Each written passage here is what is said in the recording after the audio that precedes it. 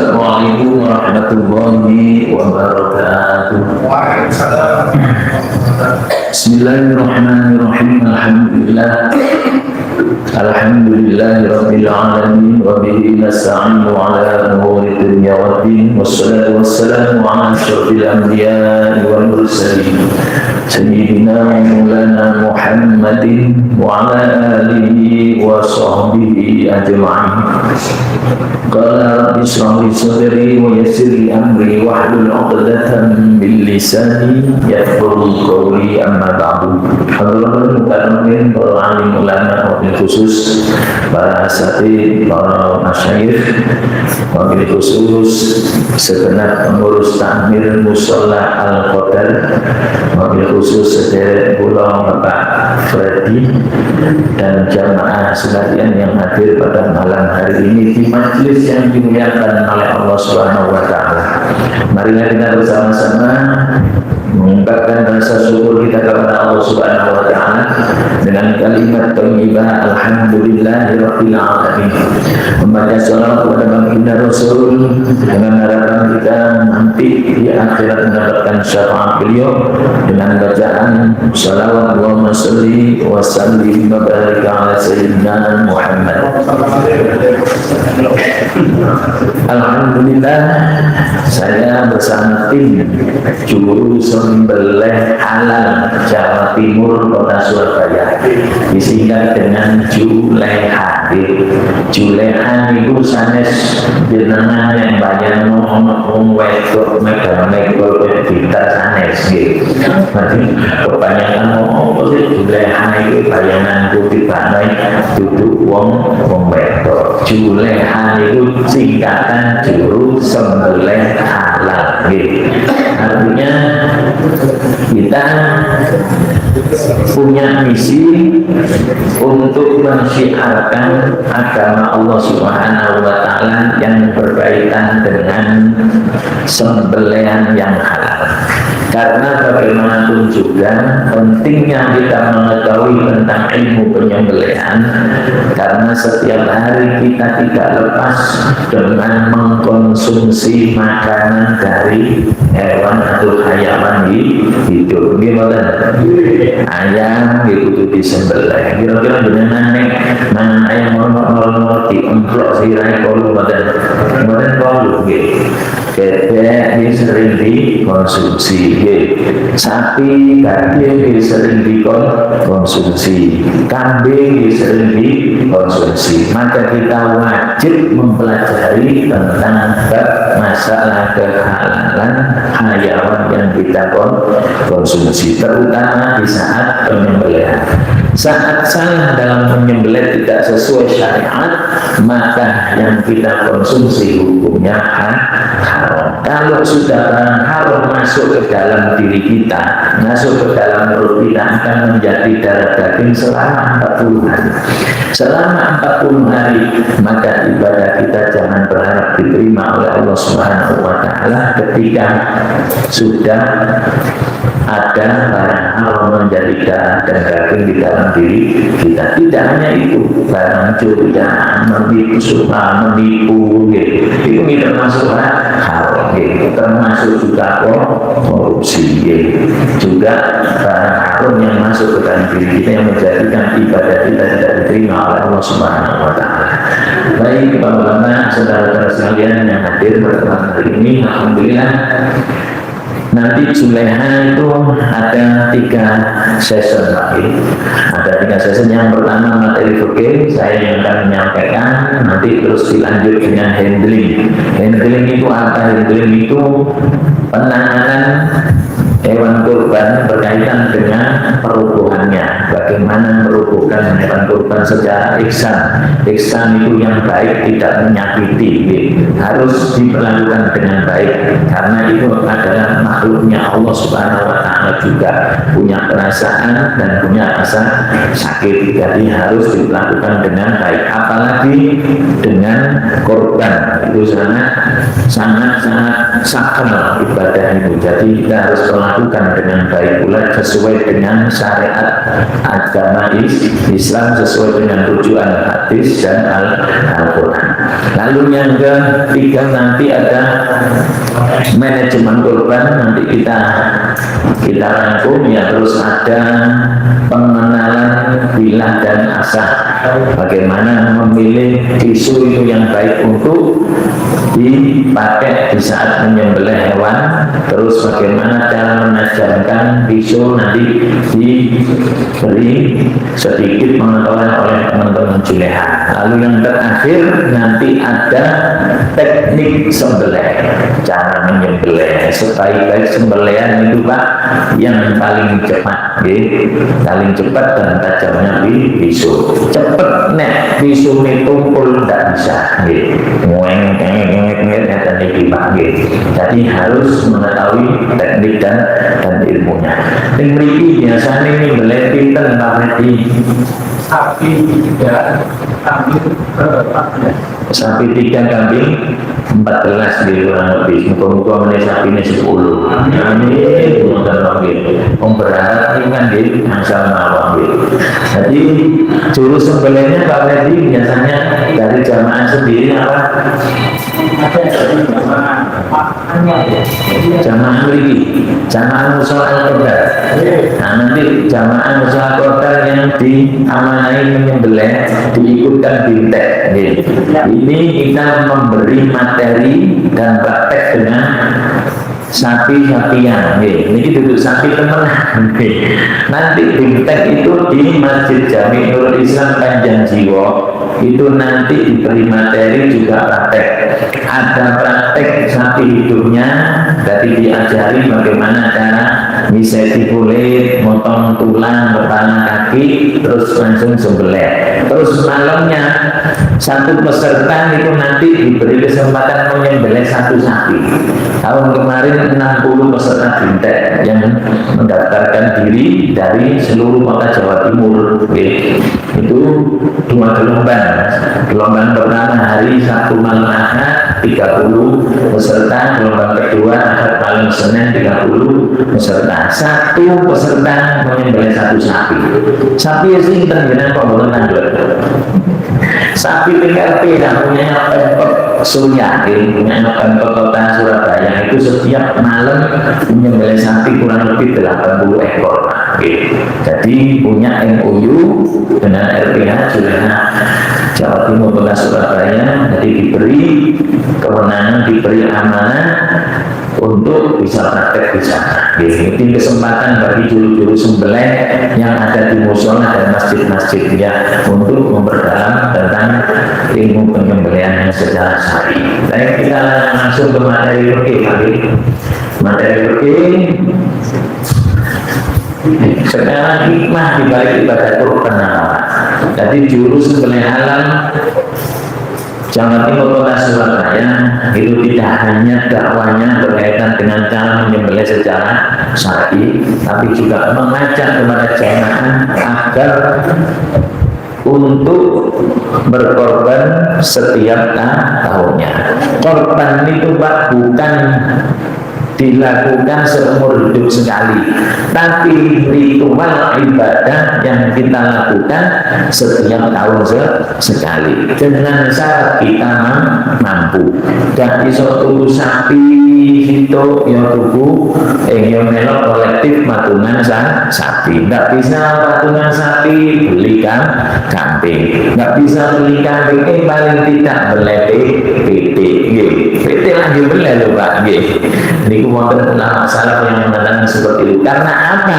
Kok sampai sih gak iso tuku sapi kambing di ngomong beli ayam? Karena ibadah yang paling baik di saat itulah adalah mengalirkan darah. Bahkan darah belum sampai turun ke bumi, Allah sudah mengampuni dosa-dosa seorang pengikut kurban. Masya Allah. Bikin terus kendaraan teman-teman sekalian. Ini kan dunia bisa tuku sepeda motor, iso kredit mobil, iso kredit omah, apa iso kredit kendaraan kawinan akhirat. Pertanyaannya kan seperti itu Pak. Tapi harus kita usaha. Selama kita mau berusaha, insya Allah bisa berkorban. Saking tidak belum usaha, nyelengi orang sebulan, nyelengi 11 bulan, setelah bulan telur ngatus, insya Allah 1 tahun genap bisa berkorban. Insya Allah diniati lagi bikin cek kendaraan yang mulia akhirat. Apa hikmah dari kurban? Yaitu ungkapan rasa syukur kepada Allah. Kita kalau bersyukur kepada Allah, maka janji Allah wa ta'ala rabbukum la in syakartum la azidannakum wa la in kafartum inna azabi lasyadid.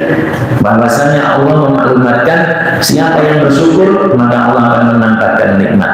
Siapa yang kufur tidak tahu syukur inna azabi lasyadid. Ingatlah bahwasanya azabku sangat pedih. Naudzubillah min dzalik. Berarti hukum syukur itu apa Pak? Sunnah wajib. Wajib. Maka kalau kita punya kelebihan rezeki, wajib mengumpulkan rasa syukur. Di sana itulah hak, yaitu menyembelih hewan kurban. Insya Allah kurban kita akan diganti oleh Allah Subhanahu wa Ta'ala. Yang kedua, sarana mendekatkan diri kepada Allah. Lalu yang ketiga, pelebur dosa. Yang keempat, amalan yang paling dicintai oleh Allah Subhanahu wa Ta'ala. Selanjutnya, innakum mahsyuruna rijalan wa rukbanan wa tujarruna ala wujudikum. Sesungguhnya kalian akan dikumpulkan pada hari kiamat, ada yang berjalan, ada yang berkendara, dan akan diseret di atas wajah-wajah kalian. Jadi besok kita di akhirat itu punya kendaraan. Kalau kita tidak menabung mulai saat kita di dunia, jangan berarti kita punya kendaraan. Jadikan harta kita besok menjadi kendaraan dan menjadi saksi kita di akhirat. Contoh ini Pak.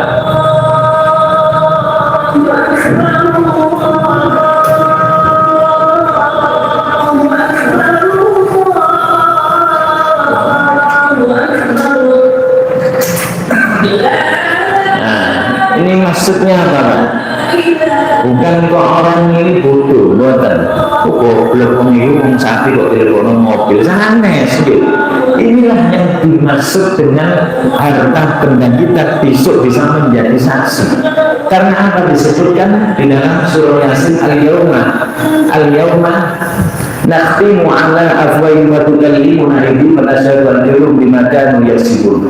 Nanti ada hari di mana tangan kita tidak bisa bicara, mulut kita tidak bisa bicara, tapi tangan dan kaki kita bisa bicara. Berarti harta benda kita juga bisa bicara. Kenapa kalau kita sholat sunnah setelah sholat fardu pindah tempat? Apa alasannya? Karena kita butuh saksi sebanyak-banyaknya bahwasanya kita pernah ibadah di tempat tersebut. Maka begitu juga harta yang kita peroleh, kita gunakan untuk apa, dari mana, itu nanti ada pertanyaan. Maka kita gunakan harta kita untuk di akhirat. Harta yang sebenarnya untuk kita adalah harta yang kita bawa nanti di akhirat. Kebutuhan total nek ono uang Pak di nuwun sewu nyelengi pendino kerja mulai esuk sampai sore, mari ono 10 tahun nyelengi dik takonan bojone celengane dhewe piro saiki, cek tak buka kasih Mas, tak buka rekening Mas, alhamdulillah Mas wis saken oleh nyelengi 10 tahun. Ya wis mending ayo tuku omah, tuku mobil, wis saiki tuku barang suku mati, innalillahi wa inna ilaihi raji'un. Duit dipek sinten? Dibawa nang akhirat.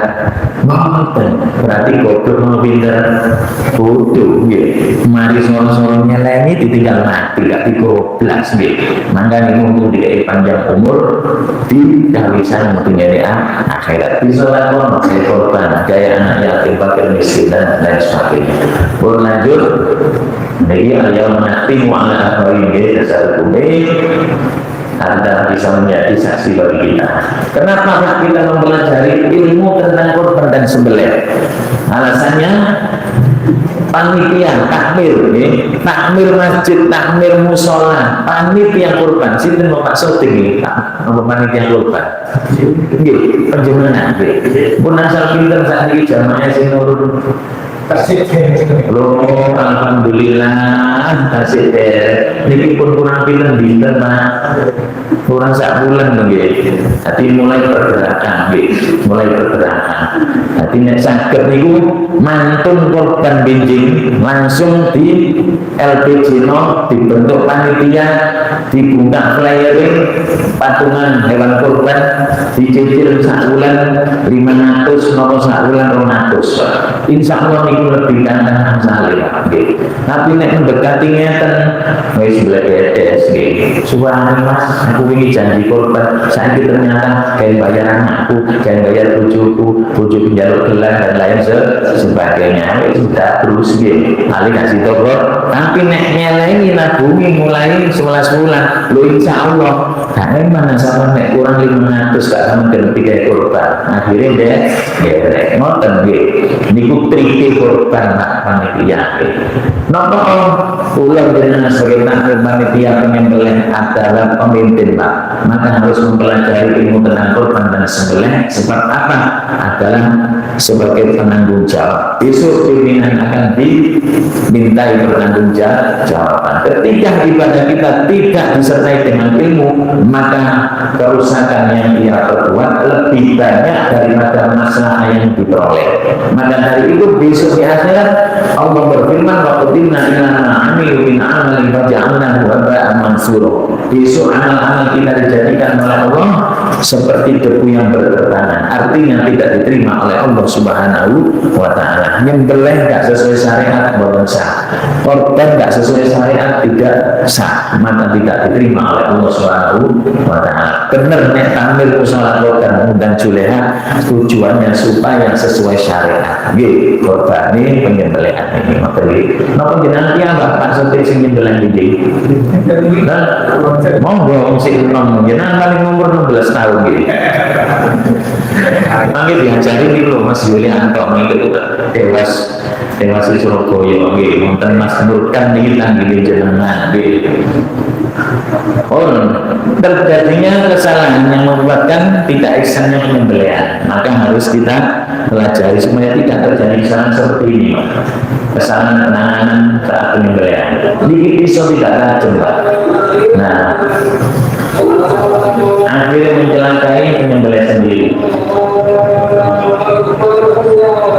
Loh, Pak, nah, itu yang terjadi. Mungkin dibarengi sumerah, ya apa sih caranya ngasah sing api, isune sing api ya nopo. Selanjutnya kesalahan handling berakibat hewan berontak dan resiko cedera bagi penyembelih.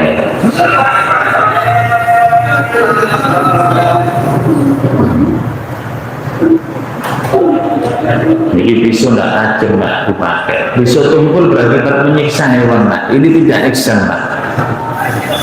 Nah, akhirnya menjelurkan lidah nih, Pak. Melet, mau jauh ngalami melet. Ini merasakan sakit. Sakno, Pak. Dan korban ini oleh Allah nanti di akhirat dijadikan saksi.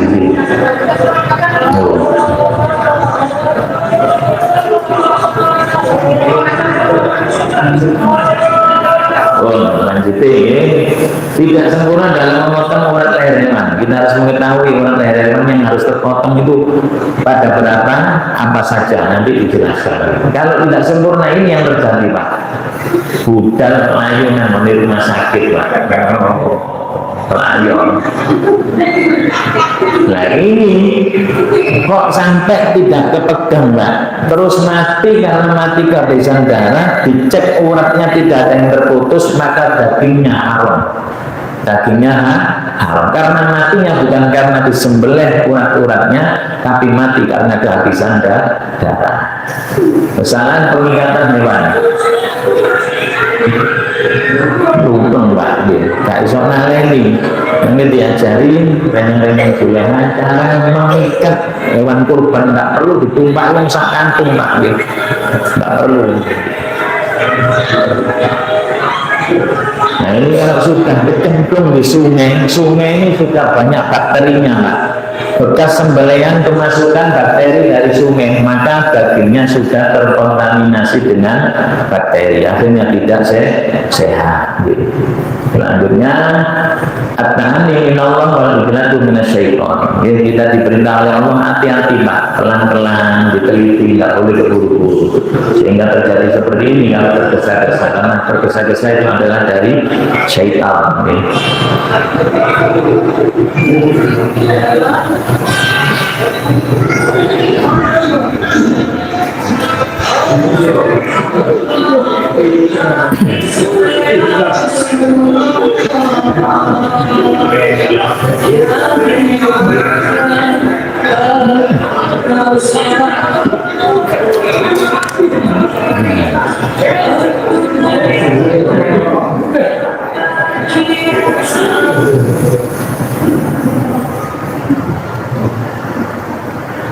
Itu yang tadi video karena ketidakhati-hatian seorang handling atau penyembelihan. Selanjutnya Pak, penyembelihan. Ke sini penyembelihan itu apa? Proses mengakhiri hidup hewan dengan cara memotong saluran makan, minum, saluran nafas, saluran darah pada hewan secara ihsan itu secara baik Pak, tidak menyiksa. Kalau hewan disembelih dengan cepat dan baik, itu bukan kesakitan Pak, tapi karena terkejut aja. Kalau memang baik semuanya. Klasifikasi makanan haram itu apa saja disebutkan di dalam surah Al-Maidah ayat 3. Yang pertama bangkai, terus yang kedua darah ini penting Surabaya namanya apa? Bidek. Jadi darah diwadahi, terus dibekuno, digoreng, dikai lombok niku jenenge bidek. Niku haram hukumnya haram. Terus selanjutnya daging babi menyembelih tanpa membaca basmalah juga haram, menyembelih diperuntukkan untuk berhala juga haram. Nah terus ada hewan tercekik, ini haram Pak. Lajeng orang hewan yang dipukul, tertabrak atau kecelakaan juga haram, ditanduk terus haram, mati. Terakhir diterkam oleh binatang buas terus mati haram, kecuali yang sempat disembelih. Kalau masih hidup sempat disembelih maka hukumnya halal terima ya. Selanjutnya ini dasar hukumnya. Sekarang ketentuan penyembelihan Pak, ada berapa? Ada 5. Yang pertama seorang penyembelih, nanti syarat-syaratnya penyembelih itu harus sesuai syariat apa saja, nanti dijelaskan. Waktunya harus mengetahui kapan disyariatkan penyembelih, lalu hewan apa yang boleh dikorbankan, handling jangan merebakkan hewan secara syar'i, secara ihsan, lalu pisau yang baik yang harus dipilih ya. Sekarang waktu syarat sah penyembelih. 3 syarat. Yang pertama, seorang penyembelih harus muslim Pak. Laki perempuan boleh, laki perempuan boleh. Terus yang kedua, berakal atau tamyiz, orang gila tidak boleh menyembelih lagi. Terus yang ketiga, ahlul kitab Yahudi dan Nasrani boleh ya. Terus mengetahui letak urat leher hewan. Seorang penyembelih wajib mengetahui letaknya yang harus terputus. Urat leher hewan ada 4 jenis ya, yang pertama saluran makanan, yang kedua saluran pernafasan, arteri karotis, dan vena jugularis. Saluran pernafasan seperti ini Pak, ini seperti selangnya mesin cuci, selang mesin cuci. Saluran nafas, saluran makanan kecil ini Pak. Jadi yang harus diputus ya ini 4 ini. Terus vena jugularis ini dalam sana arteri karotis ini pembuluh darah. Jadi kalau ketika korban itu hewan disembelih ada aliran darah muncrat 2 dengan deras, berarti itu sudah terputus. Kalau 2 ini terputus cepet Pak matinya. Namanya sapi kok suwi gak mati-mati ya. Wah ini sapi ini biar sakti merguru ngone tebu ireng bukan lagi. Karena sing nyembelih gak tepat jadi ini gak mati-mati. Oh, ijtihad mazhab batasan minimal urat leher. Maka Imam Hanafi cukup dengan memotong 3 urat saluran dari 4 saluran tersebut sah. Hanya 3 saluran yang terpotong. Terus mazhab Imam Maliki memotong tenggorokan, saluran pernafasan dan dua urat sisi leher tanpa harus memotong kerongkongan atau saluran makanan, sah, halal dagingnya menurut Imam Malik. Sedangkan menurut Imam Syafi'i dan Imam Hambali, beliau berdua bersepakat bahwasanya sah sembelih cukup dengan memotong tenggorokan, saluran pernafasan dan kerongkongan atau saluran makanan. Dua tok ini sudah sah menurut Imam Syafi'i dan Imam Hambali. Jadi pembuluh darah dua nanti tidak terpotong, cuma masih kurang Islam Pak menurut saya. Karena apa? Sapinya terlalu lama merasakan kesakitan, tidak mati-mati karena darahnya tidak lancar keluarnya. Maka dari itu ijtihad Juleha Surabaya ini ngomong ijtihad para imam madzhab. Ijtihad Juleha Surabaya Jatim punya ijtihad sendiri, yaitu memotong 4 urat saluran yang terdapat pada hewan tersebut seluruhnya Pak. Jadi 4-4-nya kita putus, kita sembelih karena terbebas dari perselisihan para ulama. Disebutkan dalam kitab Asy-Syahrul Mumti halaman 457, dan hendaklah dilakukan dengan kuat dan cepat, yaitu 1 kali proses gitu. Nah seperti ini Pak contohnya. Ustaz Lukman pun ragu nah. Betul. Mungkin di kali Mas Yuli. Seperti itu Pak ya. Dan ini saya sendiri Pak. Kalau nggak belajar nyembelih Pak ya. Jadi materi fikih itu bisa nyembelih gitu. Bukan kok ngomong tok gitu. Ngomong tok kalau usah deru lah gak iso nyembelih. Lah ini buktinya gitu. Wong tau dilokno ngoten nanti ya gitu. Keranjang-ranjang itu kewoyok nyembelih Pak. Nyembelih di masjidnya masing-masing. Jadi kalau Idul Adha sibuk di masjidnya masing-masing. Niki pemeriksaan urat leher Pak. Nah ini beras 2 ini pembuluh darah. Ini insya Allah cepat mati Pak kalau sudah terputus 4-4-nya.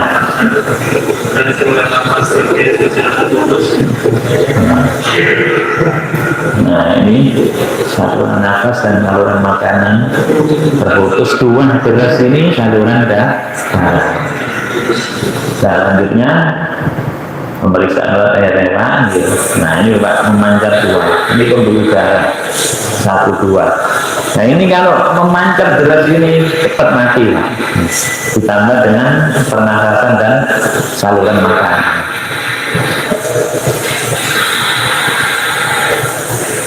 Nah makanya ada pertanyaan, nyembelih ditutupi godong, ditutupi kerdus, boleh tak? Ada seperti itu sebetulnya enggak boleh. Itu syariat seperti itu nah. Itu syariat wong pasar Sepoyono nek nutupi gedang nggih. Karena apa Pak? Ditutupi godhong gedang, daun pisang. Ini enggak bisa mengoreksi yang putus ini mana saja, yang sudah terputus mana saja. Makanya enggak boleh ditutupi, harus dilepaskan semua, bebas melihat. Setelah menyembelih dikoreksi supaya tahu kondisi hewan kurban tadi. Nah, para ulama sepakat jika 4 urat tidak ada yang terputus, maka hukumnya haram. Pun kesepakatan ulama, maka harus hati-hati ketika menyembelih. Waktu penyembelihan kalau hewan kurban di siang hari hukumnya sunnah. Kalau malam makruh tasdid. Apa makruh tasdid? Makruh yang mendekati haram bila terjadi kesalahan. Maka hewan kurban sebaiknya disembelih di saat pagi sampai sore. Selain hewan kurban siang hari sunnah, malamnya makruh biasa ya. Tapi diusahakan siang. Ini dasar hukumnya. Boten kula waos Pak kerjaan cepet nggih, dasar hukum waktu nggih. Nah kalau waktu tasrek itu tambahan daripada Idul Adha. Besok insya Allah kalau jadi Idul Adha tanggal 6 berarti hari Jumat. Hari Jumat kan ada sholat Jumat. Meski sholat Jumat niku menjadi sunnah ketika Idul Adha itu di saat hari Jumat. Imam Syafi'i nah sampean pemut Jumatan ditambah sae melok sholat Id melok sholat Jumat. Sing melok sholat Id berarti sholat Jumat sunnah. Kalau ikut sholat Jumat nggak ikut sholat Id, sholat Jumat itu tetap wajib, tidak boleh ditinggalkan. Tapi yang paling bagus dua-duanya. Ninggal sholat Jumat yang mergo sholat Id, tidak apa-apa, Pak. Jangan disalahkan, ada dasar hukumnya. Sing salah itu sing nggak Jumatan belas, nggak sholat Id belas, gitu. Turu yang nggak omah itu sing salah, gitu. Oh lanjut. Hukum menyembelih di malam hari. Imam Asy-Syafi'i menghukumi makruh tasbih. Ketentuan hewan kurban yang bisa dikorbankan harus mengetahui jenisnya apa saja, umurnya berapa yang boleh dikorbankan, kondisinya. Selanjutnya jenis hewan kurban unta. Umurnya ini ada dua jenis, al-bakoti, al-iroti. Yang kita bahas adalah di Indonesia umumnya sapi dan kerbau, terus domba dan biri-biri atau kambing. Umurnya berapa? Di dasar hukumnya umur kalau unta memasuki tahun ke-6, sapi berusia 2 tahun komaria, memasuki tahun ketiga, berarti 2 tahun lebih baru boleh dikorbankan. Kalau sembelihan biasa tidak masalah, berapapun umurnya boleh. Tapi khusus kurban ada ketentuan umur yang harus disesuaikan. Terus kambing berapa? Kambing domba karena berusia 1 tahun, kambing kacang karena berusia 2 tahun. Nah sekarang kita mengetahui umur hewan kurban yang dijual di pasaran kan susah, Pak. Susah, jangan tangleti mas niki umur pinten 2 tahun. Ono tak KTP ini akte kelahiran nih. Yo kan ono dulu. Nah bagaimana cara melihatnya? Ciri khusus umur hewan, melihat fisiknya, Pak. Ini pergantian gigi. Nah, gambar prediksi umur berdasarkan gigi seri permanen. Ini umur 0 sampai kurang 1 tahun. Giginya posisinya seperti ini, Pak. Tinjenengan nek lekson tumbas sapi dibuka, dibuka. Sing pasti sampean nek buka mulutnya sapi gak tahu sikatan yo mambu. Terus umur 1 sampai 2 tahun. Nah, ini yang boleh, Pak. Ini sudah poil 2. Artinya seri 2 boleh. Terus seri 2 seri 2 atau 2 pasang. Besar-besar ini Pak 4 1 2 3 4. Berarti 2 seri. 1 2. Ini yang aman, Pak, dikorbankan. Yang jadi jangan meriksa kalau di pasaran seperti itu. Selanjutnya kondisi hewan yang boleh dikorbankan, Pak. Syaratnya apa? Cukup umur seperti yang dijelaskan tadi, lalu tidak sakit, mata tidak buta sebelah atau bahkan total, lidah tidak terputus, telinga tidak terpotong lebih dari sepertiga, kaki tidak pincang atau cacat, ekor tidak terpotong lebih dari sepertiga, tidak kurus kering atau tulang tidak bersumsum, puru balung karo kulit tok niku mboten sah damel korban, pun di korbanno nggih. Niki dasar hukumnya. Lanjut. Dan tanpa telinga sejak lahir bolehkah dikorbankan? Tidak boleh digunakan untuk korban. Nek wonten sapi gak duwe kuping, kupingnya tugel kayak bayi mboten oleh. Tanduk makan bolehkah? Menurut mayoritas ulama sah digunakan untuk korban. Boleh, Pak. Nek tanduk niku korban niku yang diutamakan oleh Rasulullah Shallallahu Alaihi Wasallam kuantitas dagingnya, akeh dagingnya, lemue, maka tanduk tidak termasuk. Sawo sing gelem mangan tanduk, nggih, gelem mangan sundang, nggih. Terus daun telinga sobek boleh kan untuk korban? Boleh, karena tidak mempengaruhi kuantitas daging. Selanjutnya ketentuan saat menyembelih, apa yang harus diperhatikan? Harus punya alat, peralatan nending, sembelih, dengan pisau yang tajam. Adabnya apa harus diperhatikan? Yang pertama membaca tasmiyah membaca doa dan takbir. Penyembelihan tidak dilakukan di depan hewan lainnya. Mboten angsal Pak, karena hewan juga makhluknya Allah. Ketika temannya dilihat disembelih maka dia sudah merasakan stres. Nggih. Jadi nek nyembelih itu pundi Pak Redi nek nyembelih niki? Ajeng. Mantun niku sapi yang dari disembelih salah pundi? Oh, nek saged dilebokno kamar mboten napa-napa. Salah kosong nggih. Wonten anggere. Angker damel panggilane manuk niku lho. Angker niku damel lelene niku lho Pak Soting nggih. Mangke diajari Mas Nurkan kali Mas Yuli nggih. Angker niku ya napa supaya lebih aman mangke nggih. Niku lebih ihsan nanti dalam menyembelih nggih. Nggih dibantu renyang-renyang Juleha. Lalu selanjutnya tidak mengasah pisau di depan hewan Pak. Mboten angsal. Hewan nggih ngerti. Aku biasa no pisau rek bakal disembelih. Umpamane jenengan kali kuwi bagaimana menungso wis sia-sia dari wong Jawa nggih. Tapi tidak boleh menghadapkan hewan ke arah kiblat. Nah niki sunnah muakkadah. Napa sih ternyata dikoreksi dengan ilmu kedokteran. Lambungnya hewan ini ada tempat makanan yang terletak di sini Pak. Ini pergi. Jadi ketika tidak menghadap kiblat, maka kotoran ini ketika sapi disembelih akan langsung keluar Pak. Jadi kalau sudah keluar lewat kerongkongan bekas sembelihan, maka dagingnya terkontaminasi menjadi banyaknya bakteri dan menjadikan penyakit. Nek ono wong nyembelih kok mambung ini si fulan nek nyembelih, tapi si Rahman kok gak mampu, berarti wong iki wiritane khusuk mboten niku nggih. Ya karena tidak sesuai sunnah saat menyembelih nggih. Karena tidak sesuai sunnah. Terus meletakkan kaki di sisi leher hewan nggih. Nanti diperhatikan teman-teman, membaringkan hewan yang hendak disembelih. Nah, dasar hukumnya ini Pak nggih. Handling merupakan membaringkan hewan di kondisi tajam, ada dasar hukumnya innallaha katabal ihsana ala kulli syai'in. Ini dasar hukum hadis sahih nggih Pak. Jadi nanti diajari memilih pisau, merebahkan hewan secara ihsan, terus teknik sembelih itu ada dasar hukum hadisnya semua Pak. Jadi jenengan mempelajari nyasap pisau, mempelajari ngerubuhno hewan kurban, mempelajari teknik sembelih supaya cepat dan ihsan, itu bernilai ibadah kepada Allah Subhanahu wa Ta'ala. Tidak ada sia-sianya. Selanjutnya juru sembelih wajib Pak hafal doa.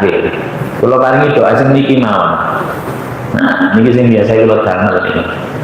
Wonten kita irsyadul lana fi tarjamatil akan nggih. Donga urute ngenten Pak. Saderenge nyembelih bismillahirrahmanirrahim nggih. Maca shalawat wa sholli ala sayyidina Muhammad wa ala ali sayyidina Muhammad. Bukan berarti kita korban untuk Rasulullah mboten. Tapi kita bersyukur kepada Allah bahwasanya kita mengenal Islam karena berkat dari Rasulullah. Maka kita mendoakan Rasulullah, insya Allah doanya kembali kepada kita. Karena Rasulullah tidak butuh doa kita yang butuh. Allahu Akbar, Allahu Akbar, Allahu Akbar, Allahu Akbar, walillahil hamd. Ping telu tahmid setunggal nggih. Lajeng maca donga ini Pak, Allahumma hadhi minka wa ilaika fataqabbal minni ya karim. Niki dhamir ya mutakallim artine untuk diri sendiri Pak. Lah nek mewakili jamaah nggih wonten maling nggih. Setelah membaca ini baru menyayatkan pisau ke leher hewan, membaca bismillahirrahmanirrahim nggih. Kalau mewakili jamaah, apa doanya? Ini Pak, diganti ini. Allahumma hadini wa ilaika fataqabbal min. Disebutkan namanya kalau sapi urunane wong pitu nggih. Disebutno kabeh Pak namine. Nggih. Fulan, Rahman, nggih, dan lain sebagainya. Ya Karim, terus ditambah niki bismillahirrahmanirrahim nggih. Doa ini penting Pak nggih. At-tu'a'u sinahul mu'min, tu'a'u niku senjata wong mukmin. Nabi kula jenengan kudu duwe senjata supaya ibadah kula jenengan diterima oleh Allah Subhanahu wa Ta'ala, terbebas dari godaan setan. Sesudahnya nyembelih Pak pun sampai ngali dhisik napa di sunnah maca donga Pak. Inni wajjahtu wajhiya lilladzi fatara as-samawati wal arda hanifan wa ma ana minal musyrikin. Inna salati wa nusuki wa mahyaya wa mamati lillahi rabbil alamin la syarika lahu wa bidzalika umirtu wa ana awwalul muslimin. Ditambah ini malah saya Rabbana taqabbal minna innaka antas samiul alim, supaya ibadah korban kita diterima oleh Allah. Begitu setelah menyembelih. Lanjut. Niki dasar hukumnya menghadapkan hewan ke arah kiblat, penyembelihan tidak dilakukan di hewan lain, tidak mengasah pisau di depan hewan. Dasar hukum hadis wonten rujukan istoya Pak. Pun larangan dalam berkorban Pak harus diperhatikan oleh panitia. Apa yang dilarang? Menjual apa? Kulit, kepala, kaki atau bagian lainnya dari hewan kurban, kecuali setelah diterima oleh mustahik. Banyak Pak, wis iku kepala burono fulan naik mau ngemani beleh mboten nangsal. Itu berarti ngupahi. Tapi nek jenengan dengan niat iku sing nyembelih sakno wong fakir miskin, mesti niati karena statusnya fakir miskin boleh. Tapi nek diniati untuk mengupahi seorang penyembelih tidak boleh, Pak. Mboten sah korban nggih. Hati-hati nggih. Banyak ini terjadi di masjid-masjid dan musala. Kulit, kepala, kaki tidak boleh nggih. Terus selanjutnya upah tidak boleh. Menjual kulit mau nek pun diterima mustahik sebagai fakir miskin didol monggo boleh boleh. Ini dasar hukumnya. Nabi Shallallahu Alaihi Wasallam memerintahkan dia untuk mengurusi unta-unta hadiu. Beliau memerintahkan untuk membagi semua daging kurbannya, kulit dan jilalnya. Kulit yang ditaruh di punggung unta namanya jilal Pak, untuk orang-orang miskin, dan beliau tidak memperbolehkan memberikan bagian apapun dari korban itu kepada tukang jagal sebagai upah. Ngoten asal. Selanjutnya pembagian daging kurban diberikan kepada siapa saja. Sunnah orang yang berkorban diberi, dimakan sebagian, tidak lebih dari sepertiga, disedekahkan kepada fakir miskin, dihadiahkan kepada orang-orang kaya untuk melembutkan hati mereka dan menunjukkan rasa cinta Pak. Jadi jenengan nek wonten tiyang mriki khusus sampean doleki Pak, ana wong sugih kok mau pedhit gak gelem korban sampean paringi Pak. Jadi insya Allah meneh tahun ngarep korban. Nek gak korban sampean korban no pisan ae. Ya wong sugih gak gelem korban gregetno nggih. Dikai daging sih gak sadar gelem korban ya dikorbanno ae nggih. Nah, ini ancaman bagi wong sing sugih gak gelem korban. Makanya Rasulullah sampai dawuh, ojo ide-ide nang tempat salatku nek awakmu dikai kelebihan gak gelem korban. Pun iki dasar hukumnya. Untuk memiliki wonten pertanyaan materi fikih sampun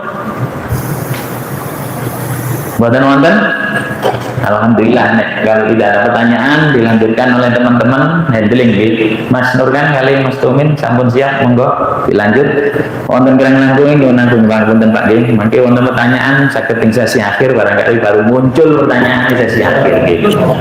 Sebelum sesi kedua ini kami mulai, izinkan saya untuk memperkenalkan diri. Nama saya Muhammad Nurkan. Rumah saya di Medayu Utara Gang 31A nomor 3A. Alhamdulillah untuk piyambak Pak.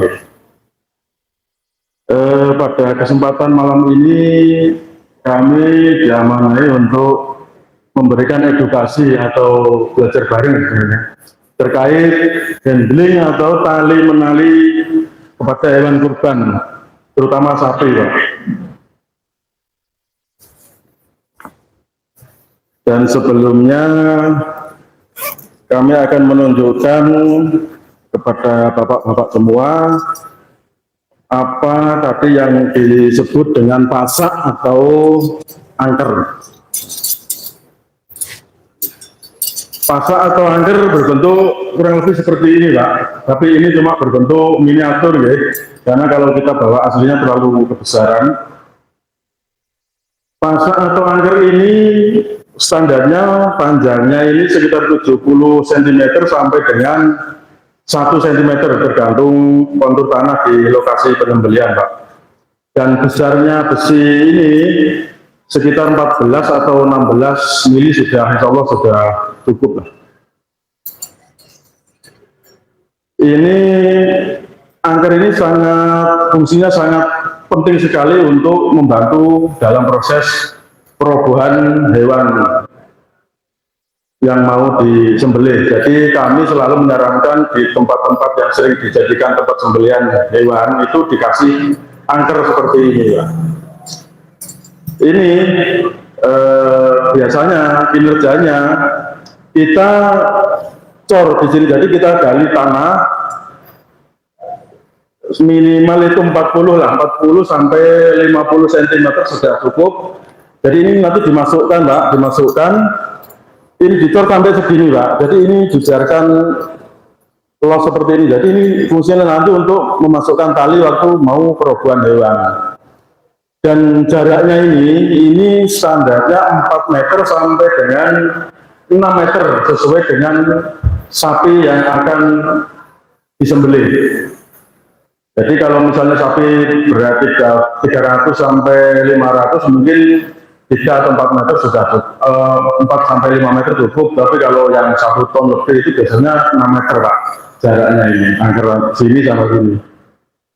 Jadi ini nanti sistemnya kalau sudah masuk, biasanya itu kan kadang tidak ada lahan, jadi kadang ada yang membeli di jalan paving atau apa. Jadi ini nanti digali dulu tanahnya, ini dicor, dimasukkan segini, ini di bawahnya paving, Pak. Jadi paving segini, ini di bawahnya. Jadi nanti setelah selesai untuk perawatan ini bisa dikasih oli atau sentet atau apa, dibungkus plastik yang rapat, ditutup lagi dengan paving, jadi tidak ganggu jalan, jadi nggak ngerimpeti orang lewat macam lain.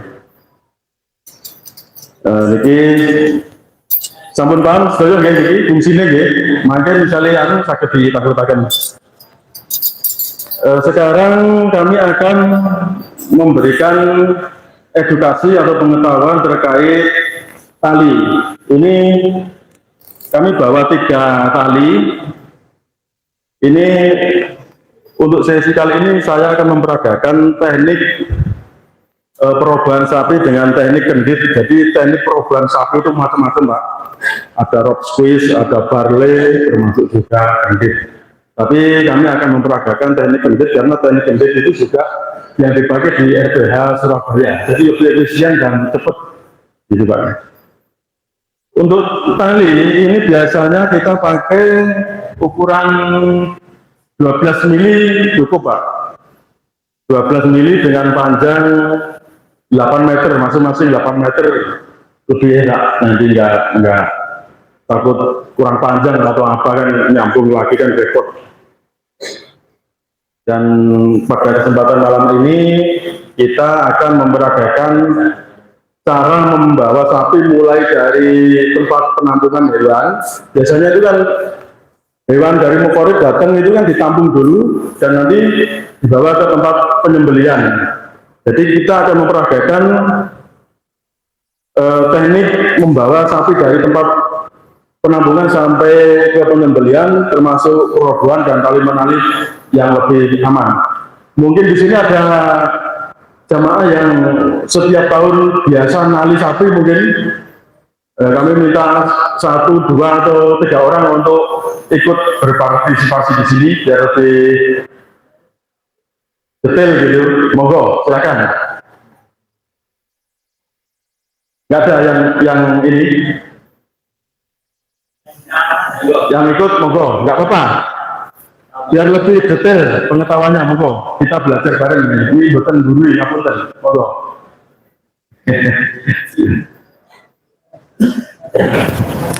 Ini untuk teknik tali. Jadi kita mulai awal membentuk panitia kan ada tim handling sendiri, Pak. Tim handling ini umumnya itu 3 sampai 4 orang, jadi tidak perlu banyak-banyak dan jangan terlalu sedikit karena handling ini kalau terlalu banyak orang juga kadang sapi itu malah stres gitu. Terlalu banyak orang, jadi idealnya itu ya 3 sampai 4 orang sudah cukup.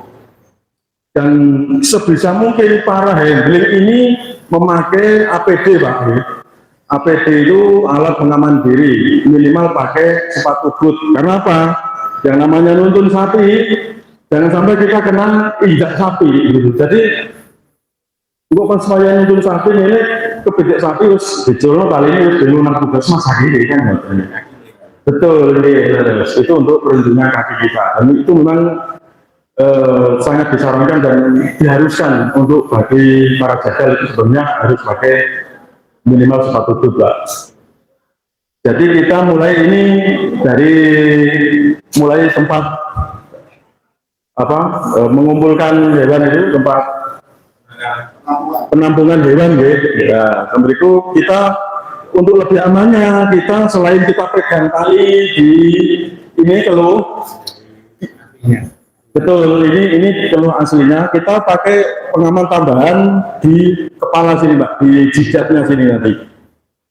Caranya ini ini dulu ya. Ini kita bikin angka 8 atau langsung begini juga bisa. Ini ditaruh di belakang tanduk. Iya, ini dimasukkan begini, dibentuk simpul 8. Begini, ini ditarik ke bawah, terus dimasukkan di bawah leher begini. Ini ditarik sekencang mungkin. Ini harus posisi di jidat ya, nomor ini ya. Ini agak mawon di jidat ini, nomor ini. Nah, ini baru di tali. Ini seperti ini, dimasukkan ke sini lagi, ditali lagi. Nah, masukkan sini, tarik.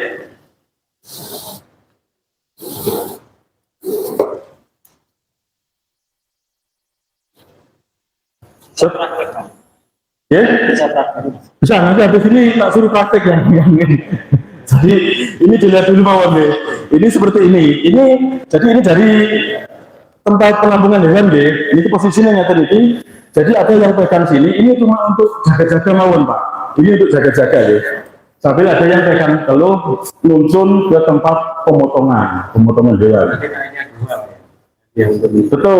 Jangan kalau sapi yang terlalu ganas, Pak, atau terlalu stres gitu, bisa di keluh ini dikasih tali tambahan lagi kiri dan kanan buat awur-awur gitu aja, buat jaga-jaga sewaktu-waktu ini berjalan. Tapi semoga nggak ada ya kejadian seperti itu di musola ini, Pak. Jadi ini untuk tali kepala. Ini posisinya seperti ini. Ini kita tuntun di tempat pemotongan hewan, di tempat lokasi penyembelihan ya. Nah, setelah ini aman sampai di lokasi penyembelihan, ini ada tali lagi, satu lagi. Ini fungsinya untuk di kaki, Pak. Ini di kaki belakang bagian kiri. Bagian kiri, betul. Nah, ini caranya seperti ini. Betul. Jadi sambil dituntun, sambil jalan, ini ditaruh di depannya gini, nanti dia jalan, Pak. Jalan. Nah, begitu masuk ini langsung ditarik. Langsung ditarik. Tarik, sudah. Setelah ditarik, diusahakan ini lokasinya sudah pas di tempat pemotongan hewan tadi, di tempat penyembelihan ya. Sesampainya di tempat sembelihan, ini bisa dimasukkan ke angker atau pasak tadi. Nah, ini kan sebelumnya sudah terpasang pasak. Di sini juga ada pasak.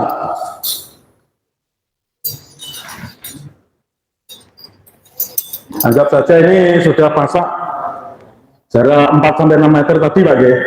Nah, kan ini posisi masuk di sini.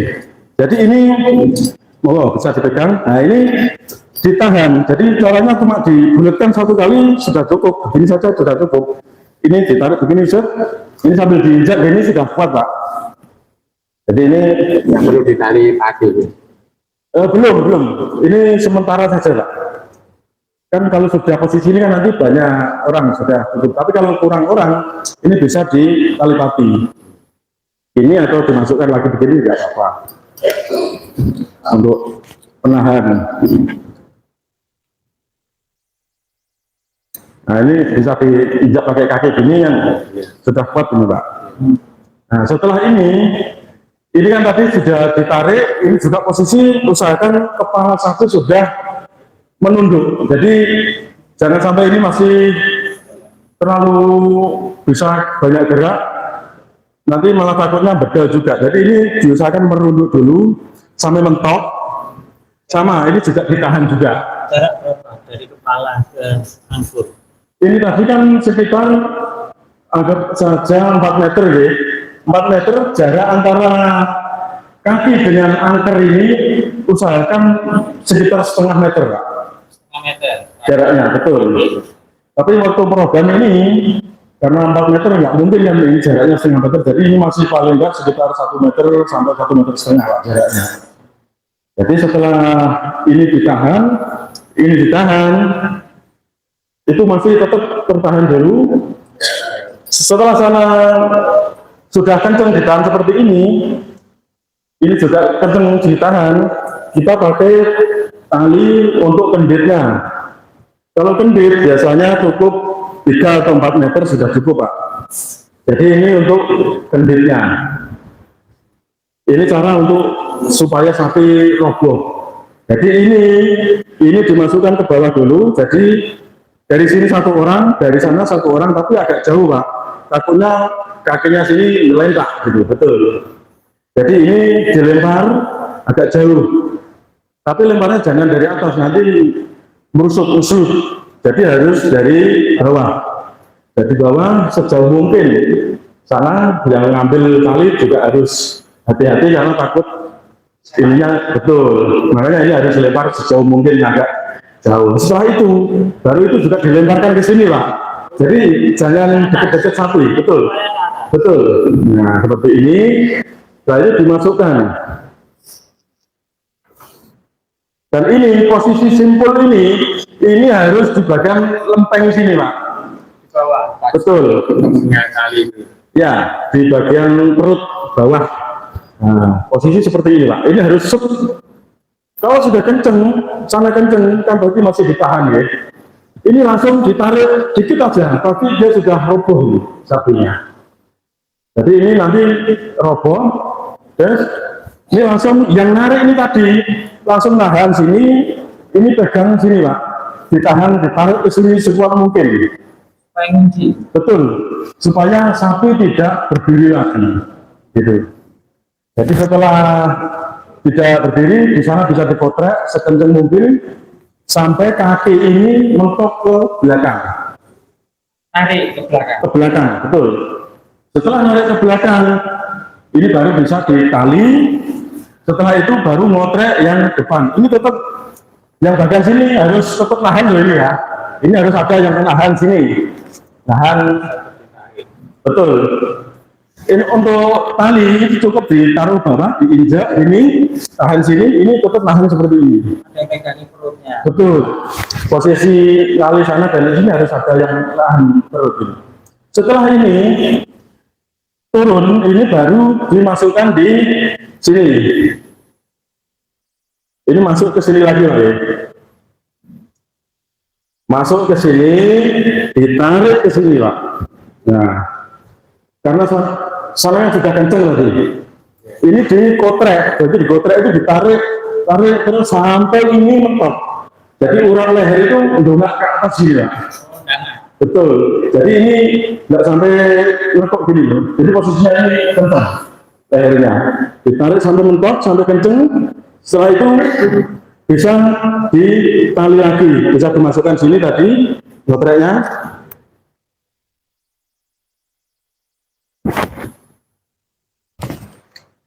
Nah ini setelah kenceng baru bisa ditali di sini Pak. Ini posisi leher sudah kenceng. Tali kuat, itu sudah kuat, tapi sudah posisi sudah kenceng semua.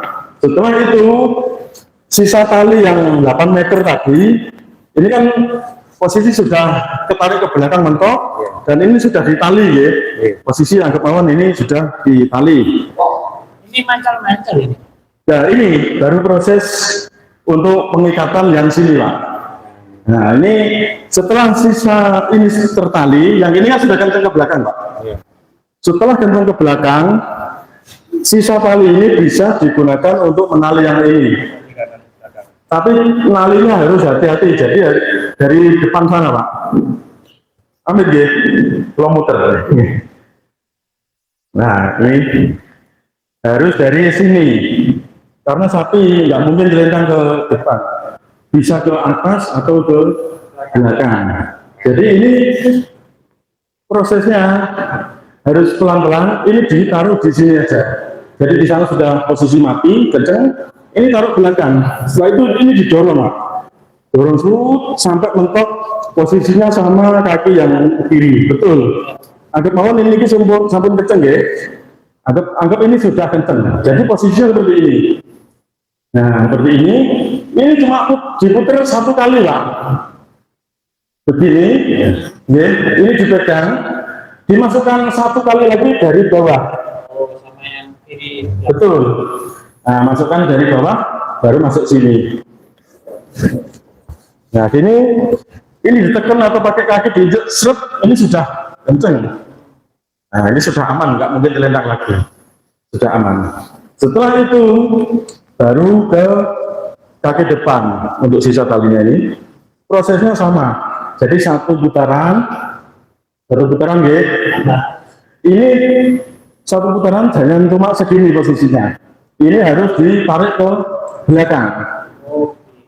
Ditekan ke belakang semaksimal mungkin. Anggap mohon ini sambil tertarik ke belakang. Ini posisinya sama seperti tadi. Diambilkan satu sini. Nah, ini masukkan. Sudah ditekan, ini sudah kenceng. Untuk mematikan simpul yang ini, tali ini bisa ditali di sini, sisanya. Bisa mungkin Betul, ini ketarik ke belakang, kaki depan juga ke belakang semua. Itu insya Allah sudah kenceng sini, Pak. Jadi sudah tidak bisa gerak sapinya. Baru nanti proses penyembelihan, betul ya? Mungkin sampai di sini ada yang perlu ditanyakan, monggo. Atau mungkin di sesi berikutnya ya, untuk mempersingkat waktu. Ya demikian video handling ya. Ini bisa dilihat dokumentasi dari wilayah Jawa Timur Kota Surabaya. Video handling di RPH Surabaya.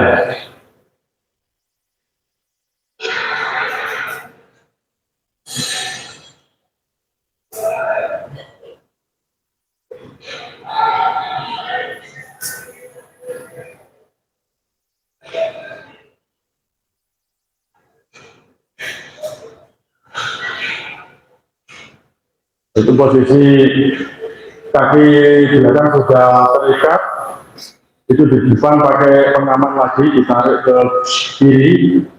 Nah, itu proses penalian kaki ini yang paling penting, Pak. Nah, seperti itu, Pak. Oke, sudah rekod. Nah.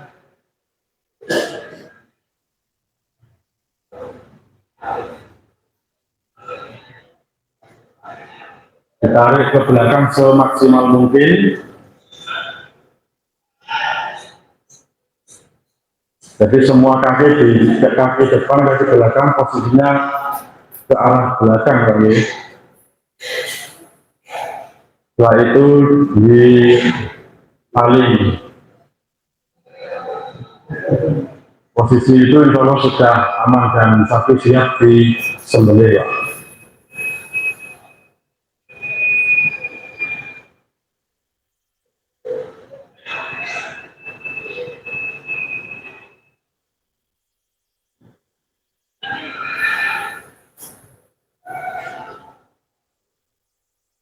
Nah, itu masih di posisi dipotret. Dipotret itu kepalanya tadi tarik, yang dari tali kepala itu ditarik semaksimal mungkin agar kencang.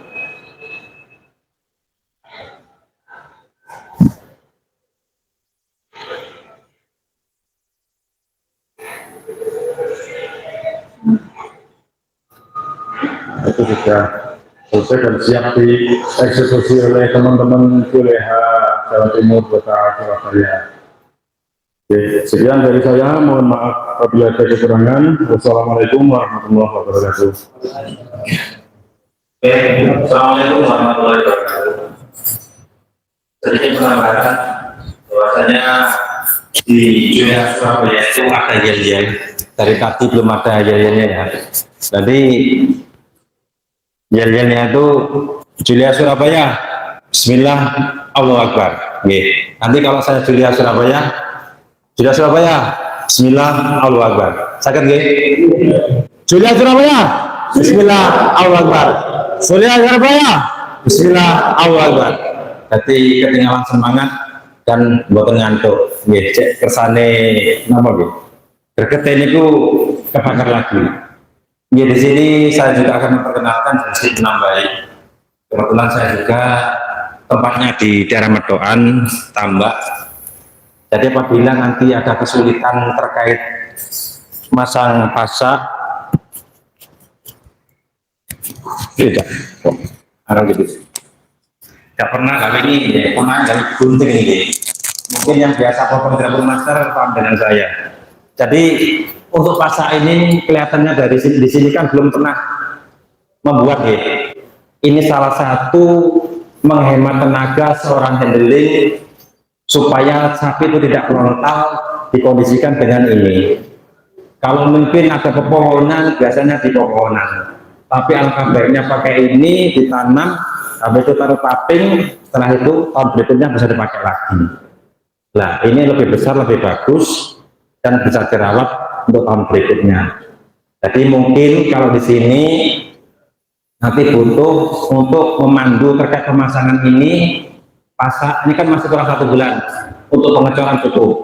Nanti bisa koordinasi dengan saya atau menurunkan yang posisinya ada di Medali atau kontak di grup Juliahan itu, nanti kita siap untuk membantu. Julia Surabaya totalitas untuk melancarkan korban dengan cara yang syar'i. Kita edukasi mana tujuannya dilakukan supaya sama-sama ibadahnya bisa sempurna. Mohon itu tambahan dari kami. Apabila ada kurang lebihnya, mohon maaf.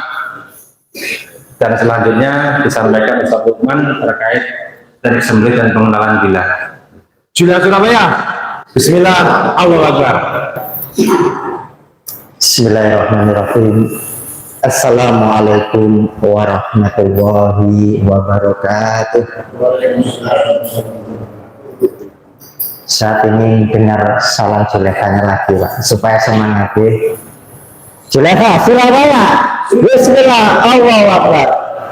Juleka Jawa Timur, Bismillah, Allahu Akbar. Alhamdulillah. Ini waktu pulang sampai jam pinten ya? Bebas. Alhamdulillah.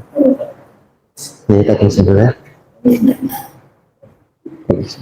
Tadi sebelah. Baik. Jadi kami sampaikan untuk dari seorang juru sembelih yang utama adalah hendaklah kita selalu menjaga ibadah wajib kita, yaitu apa Pak? Ibadah wajib kita juga sholat 5 waktu. Syukur-syukur panjenengan bisa menambah dengan ibadah-ibadah sunnah yang lain. Baik, di sini kami diamanai untuk membawa materi pengenalan bila dan teknik sembelih.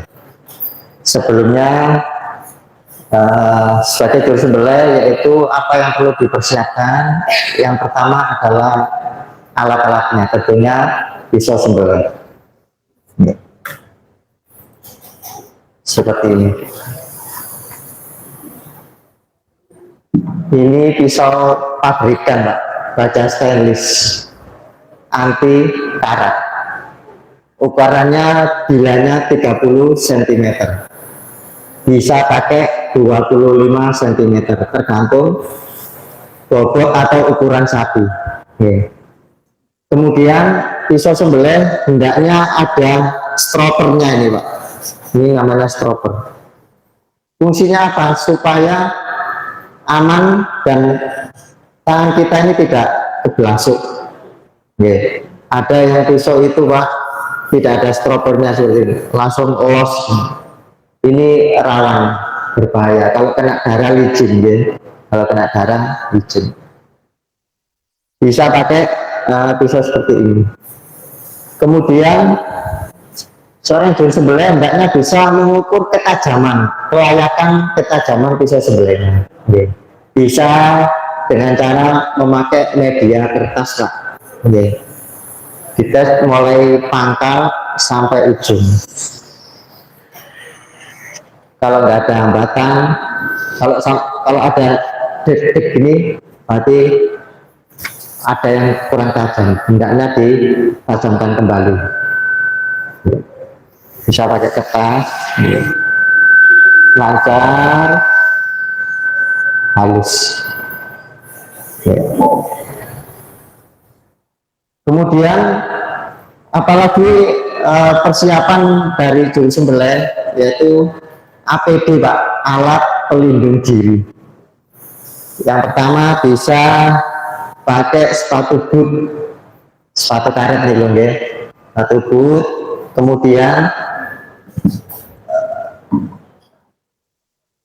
sarung tangan anti gores. Ini terbuat dari besi, Pak. Dipakai di sebelah kiri. Dipakai sebelah kiri. Gunanya supaya tangan juru sembelih tidak tergores pisau yang tajam itu tadi. Sepatu boot, sarung tangan anti sayap, kemudian kalau di RPH internasional itu pakai helm, Pak. Kalau di masjid-masjid tidak perlu, ya. Karena kalau di RPH itu kan ada alat katrol dan sebagainya supaya pengaman saja. Kalau ada benda yang jatuh tidak mengenai kepala juru sembelih atau pekerja RPH. Selanjutnya, bagaimana sembelihan yang tajam itu? Bagaimana sembelihan yang baik itu? Sembelihan yang baik adalah secepat-cepat sembelihan, setajam-tajamnya pisau. Sesuai hadis yang dimaksud. Sesungguhnya Allah memerintahkan agar berbuat baik terhadap segala sesuatu. Jika kalian hendak membunuh, maka bunuhlah dengan cara yang baik. Jika kalian hendak menyembelih, maka sembelihlah dengan cara yang baik. Hendaklah kalian menajamkan pisaunya dan senangkanlah hewan yang akan disembelih. Itu maksudnya menyenangkan itu secepat-cepat sembelihan, setajam-tajamnya pisau.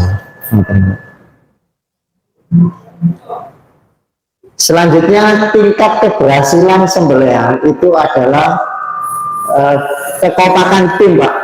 Jadi seorang juru sembelih ini itu apa ya, teman kernetnya yang menarik gelambir itu diupayakan yang berani, Pak. Diupayakan yang berani, jangan takut-takut pegang gelambir itu, harus yang berani. Selanjutnya, tingkat keberhasilan sembelihan adalah setelah pengikatan secara benar. Kalau sapi pengikatannya sudah benar, terutama pengikatan kepalanya, kalau sudah kencang, sudah benar, baru bisa mulai eksekusi sembelihan.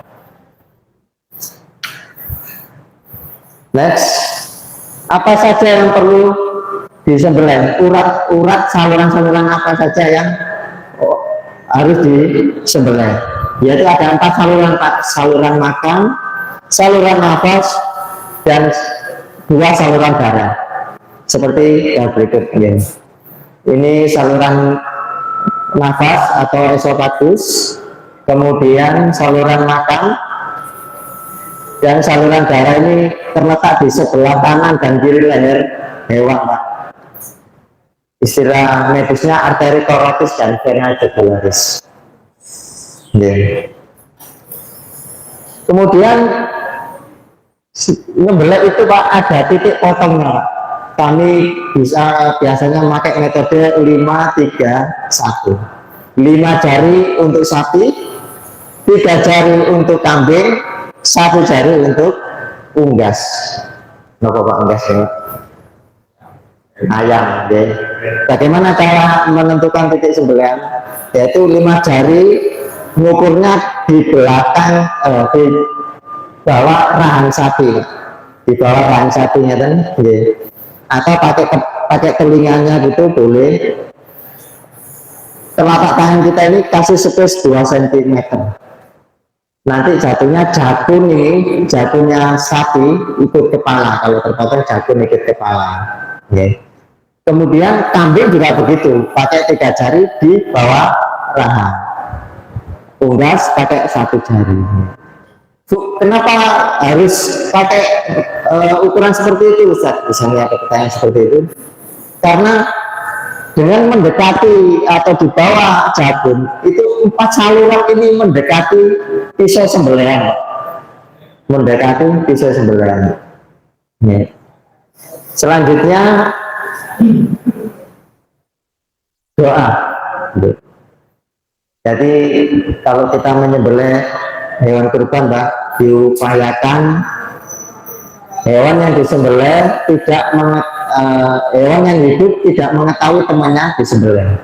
Caranya seperti apa? Misal tempat penyembelihannya di depan, parkir satunya di sebelah sini, Pak. Ambil satu, dituntun, kemudian setelah siap dalam perobohan, kalau sudah selesai siap perobohan, segera membaca doanya, Pak.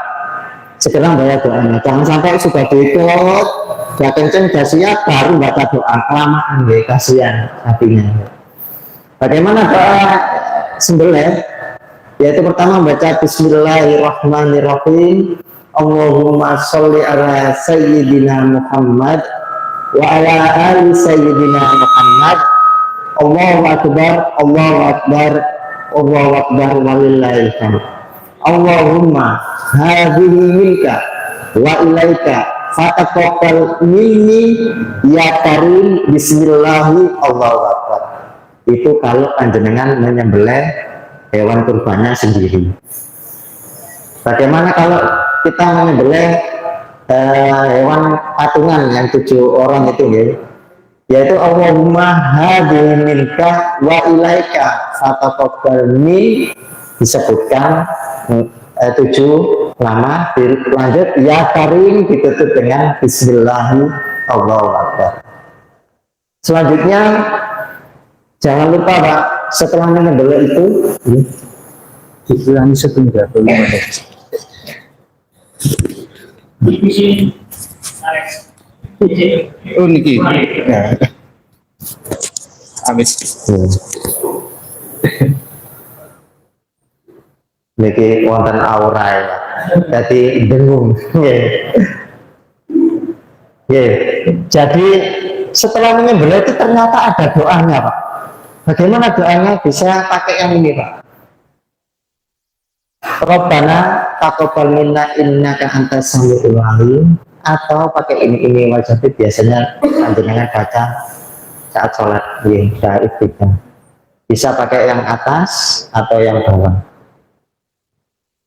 Selanjutnya diupayakan juru sembelih ini membawa pisau cadangan, Pak.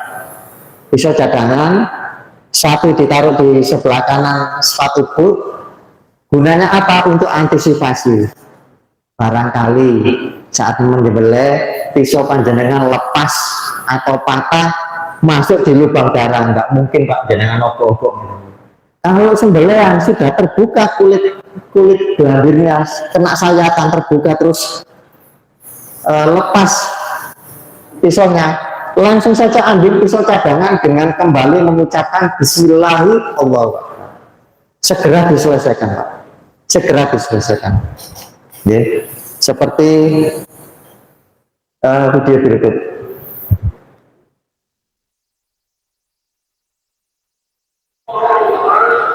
Mohon diperhatikan.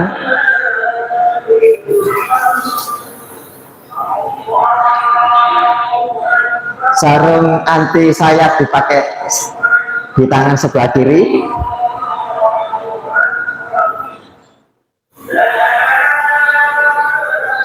Pisau cadangan diletakkan di sepatu boot sebelah kanan.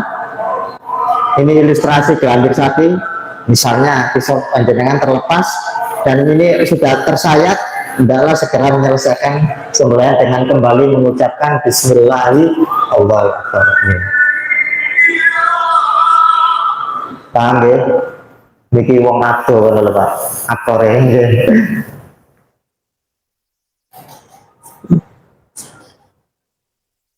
Selanjutnya, apabila pengikatan kepala sapi ini belum kenceng, pengikatan kakinya belum kenceng, jangan segera melakukan sembelihan Pak, ini berbahaya. Tidak lajur sembelih, boleh menyampaikan dulu pada tim pengikatan sapi untuk dikencengin dulu. Kalau tidak begitu, nanti hasilnya bisa seperti ini Pak, akibat kurang kencengnya pengikatan. Nah, ini Pak, kalau panjenengan pisaunya sudah diapit dengan leher sapi seperti ini Pak, setajam apapun pisau jenengan tidak akan bisa jalan. Oke. Ini nanti malah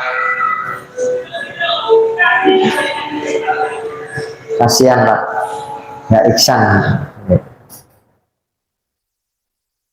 Baik, sebelum ke teknik-teknik sembelihan, saya mau tanya Pak, di antara panjenengan ini yang pernah menyembelih sapi sebenarnya? Yang pernah menyembelih sapi? Bukan wonten, bukan pernah nyembelih datang dari gini. Belum pernah kurban. Oh, okay. Ayam, sintennya pernah nyembelih ayam panjenengan? Padahal pinter loh jenengan mak ayam. Kambing? Sinten panjenengan? Alhamdulillah, benjing sapi nggih. Maksudnya monggo sakit setelah kajian ini bisa melakukan sembelihan yang mandiri. Selanjutnya saat menyembelih, setelah menyembelih itu Pak, jangan buru-buru dikuliti kalau belum benar-benar mati. Ya, bagaimana cara mengetahui hewan itu sudah mati atau belum? Yaitu ada beberapa cara Pak.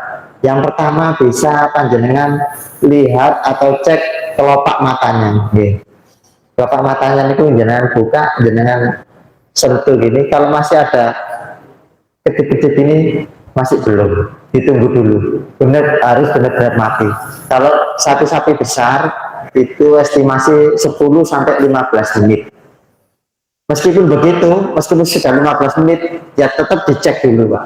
Kadang ada yang matinya agak lama. Kemudian cara yang kedua yaitu bisa dilihat lambungnya. Kalau lambungnya ini kembang kempis gitu ya, masih gerak, ditunggu sebentar. Itu belum benar-benar mati. Selanjutnya bisa dengan cara, mohon maaf, dilihat duburnya Pak, ekornya panjenengan buka gini. Kalau duburnya ini masih entuk gini, panjenengan tunggu sebentar sampai benar-benar mati. Setelah disembelih, jenengan tutupi terpal gitu guys, sambil menunggu mati totalnya, baru ngambil sapi berikutnya. Seperti itu terus guys, supaya sapi yang hidup tidak mengetahui temannya disembelih. Kemudian apa saja yang saat penyembelihan tidak boleh dilakukan, yaitu biasanya Pak, kadang saat juru sembelih ini menyembelih ditutupi sama daun, sama koran, sama kerdus. Fungsinya apa nih Pak? Ditutupi ini Pak? Bukan nyipat, bukan purun kecipratan, bukan bisa kurbanan Pak, pendirian mau ngenteni daging. Itu tidak perlu Pak. Karena apa? Nanti juru sembelih ini nggak tahu 4 saluran ini sudah terputus sempurna atau belum. Ini ada cerita Pak dari kawan kami, pernah cerita, tanya pada kami, Ustaz, ini pernah di masjid kami itu juru sembelih ini nyembelih tapi teriak-teriak, us putus turun, us pedot turun, sama sih nyembelih kok takut liane. Itu hal yang wajar. Biasanya penyembelih pemula itu hal yang wajar. Karena apa? Saat menyembelih itu mentalnya dipertaruhkan di situ. Sepertinya melihat tapi pikirannya di mana-mana. Pikirannya di mana-mana. Tidak apa-apa. Tapi tidak perlu ditutupi. Supaya apa? Supaya beliau tatak, apa istilahnya itu, berani melihat saudara. Sembelihannya ini sudah 4 saluran sudah terputus atau belum. Jadi seperti itu. Selanjutnya sebelum menginjak ke teknik sembelihan, untuk sembelihan itu 2, 3 itu kan memang dari desain di belakang itu Ye, aturan ye, baik, bagus nih pertanyaannya ini. Jadi kita kembali ke kaidah asal tadi. Sebaik-baik sembelihan adalah secepat-cepat sembelihan, setajam-tajamnya pisau. Kalau jenengan sekali bisa tuntas, bagus ya, alhamdulillah. Sekali masih belum terputus semua, ya 2 kali. 2 kali masih belum terputus, ya 3 kali. Sampai selesai Pak secepatnya. Ini sampai 5 kali ke atas Pak. Pisaunya sudah tajam, penarik gelambirnya sudah kenceng, tapi kok sampai 5 kali ke atas. Jangan-jangan pisaunya jenengan kebalik. Saling grogi nih. Insya Allah kalau pisau yang jenengan sudah tajam maksimal, penarik gelambirnya sudah kenceng, insya Allah sekali 2 kali Pak selesai Pak. Nanti bisa dilihat video dari kawan-kawan saat penyembelihan di RPH maupun di kurban. Selanjutnya cara memegang pisau, pisaunya. Jadi cara megangnya itu seperti ini. Cara pegangnya seperti ini. Ini mentok sini Pak, jangan terlalu ke bawah. Jari telunjuk buat tumpuan. Bisa dilihat Pak, penyembelih ini tatak atau enggak, grogi atau enggak dengan cara pegang pisaunya. Enggak boleh duduk gini Pak. Ini sudah kelihatan kalau penyembelih kalau sudah pegangnya cenderung gini. Berdoa dulu sebelum menyembelih. Hendaknya seorang juru sembelih sebelum melakukan sembelihan, kami biasanya wudhu dulu Pak, punya wudhu supaya tenang panjenengan. Bisa pegang seperti ini. Yang kenceng Pak. Ojo ini Pak. Nah, bukan asal nih Pak. Harus tatak, berani.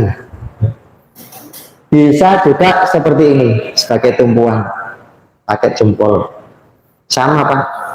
Ditempelkan maksimal di stropernya, jangan terlalu ke belakang gini, nanti bisa kocak ini Pak saat melakukan sembelihan. Jadi maksimal mentok ini dengan tumpuan jempol. Kalau teknik tarik, pegangnya seperti ini. Sama juga Pak, ini kelapa ini mentok di stropernya. Gunanya stropper itu seperti ini Pak, supaya tangan kita enggak kebelasuk.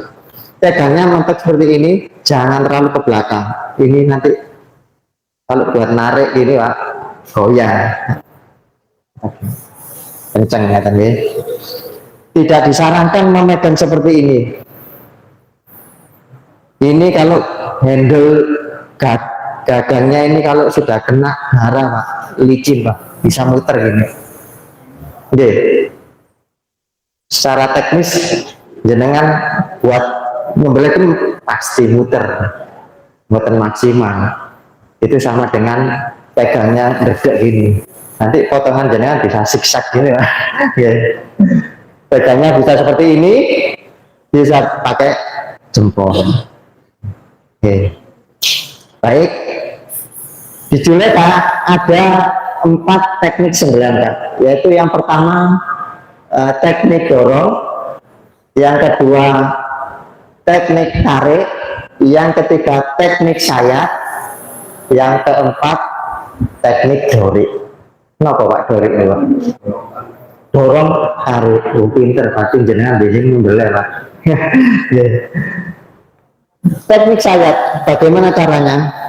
Mohon maaf, kami peragakan. Ini baru kali ini Pak, ada sapi masuk masjid. Ya ini Pak, ada sapi masuk masjid. Teknik sayat, pegangnya seperti ini. Buka sayatan dengan pangkal pisau. Dibuka sayatan, dibuka sayatan seperti ini. Dibuka sayatan seperti ini. Terus ditekan. Buka sayatan seperti ini, terus didorong. Posisi juru sembelih kaki kanan ini Pak ditempelkan di punggung sapi seperti ini.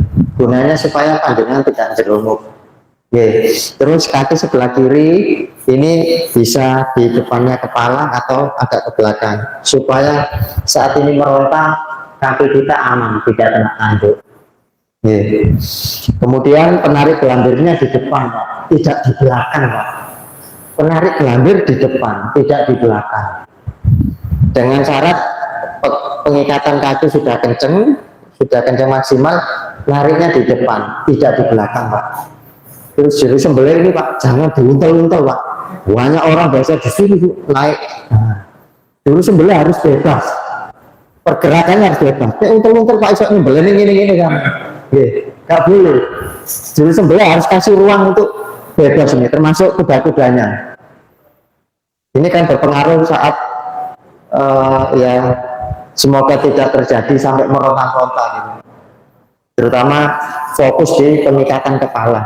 Kalau pengikatan kepala sudah benar, kenceng, insya Allah kuat. Baik, kita lihat teknik sayap. Nah, ditempelkan.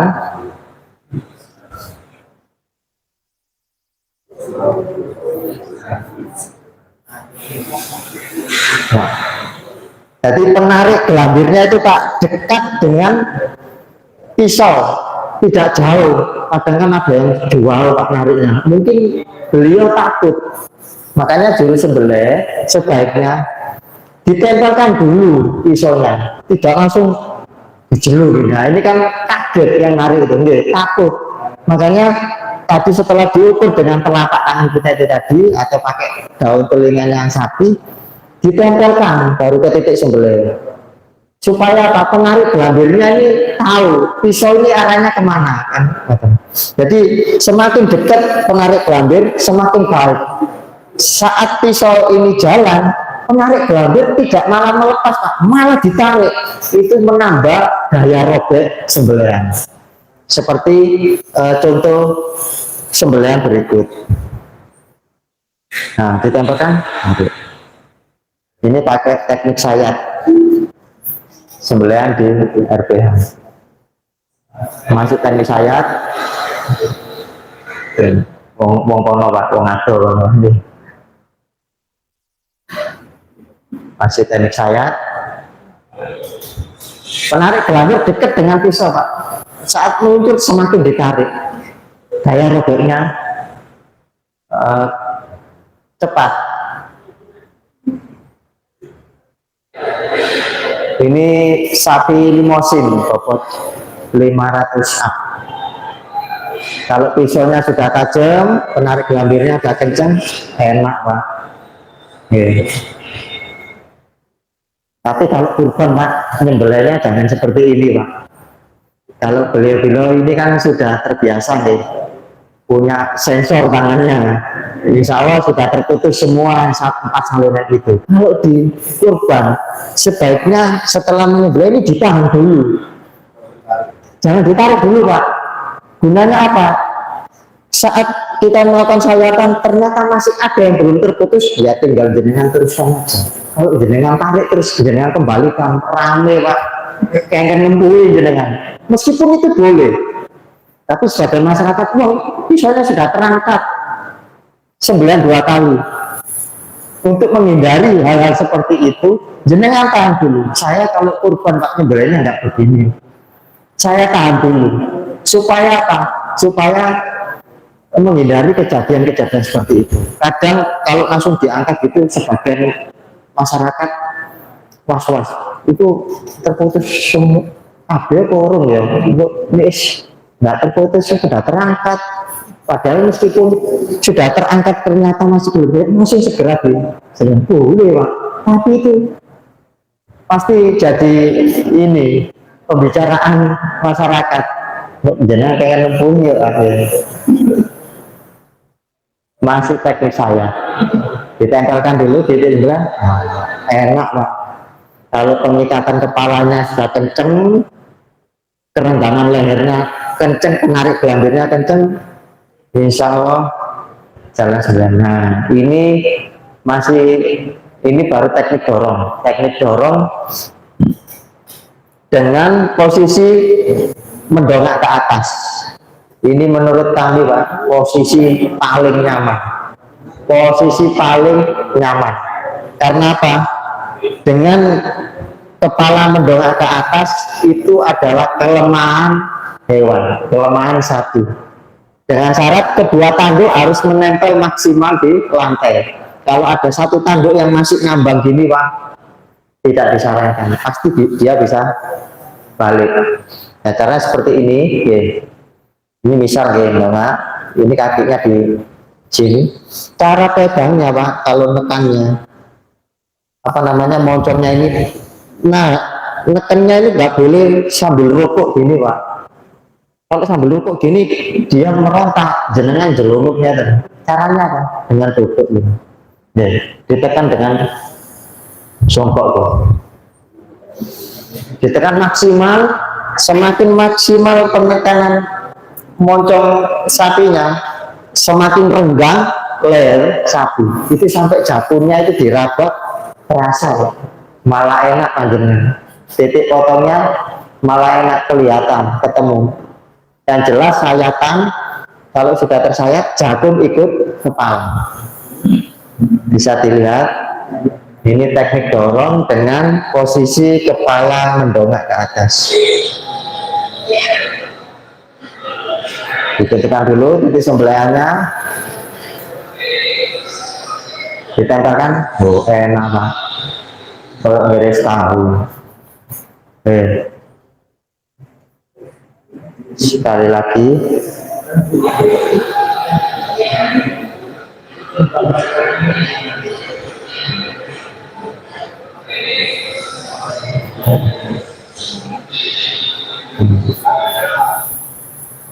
Itu Pak, kalau penarik gelambirnya jauh dari pisau sembelihan, kalau kita dorong ke bawah pasti ikut ke bawah, tarik ke atas ikut ke atas, jadi malah kayak gitaran itu Pak. Ya, jadi semakin dekat penarik gelambirnya dengan pisau itu semakin baik, dan saat pisau jalan malah ditarik maksimal, itu menambah daya robek sembelihan. Masih teknik dorong ini teknik dorong posisi miring gitu Pak. Nah ini pakai bagara, ini fungsinya Pak, jenengan kalau menyembelih di plesteran gitu tidak perlu pakai lubang darah, pakai bagara gini. Setelah itu darahnya panjenengan masukkan di tas plastik hitam gitu, jenengan kubur. Nah, salah satunya supaya tidak mencemari lingkungan. Jenengan kalau nyembelih itu dibuang di selokan-selokan Pak, ya nanti mengeras darah itu. Baik, teknik dorong samping. Nah, ditentukan dulu titik sembelihannya. Pisau jalan, penarik gelambir semakin menarik. Jangan lupa setelah menyembelih berdoa, Rabbana taqabbal minna innaka antas samiul alim.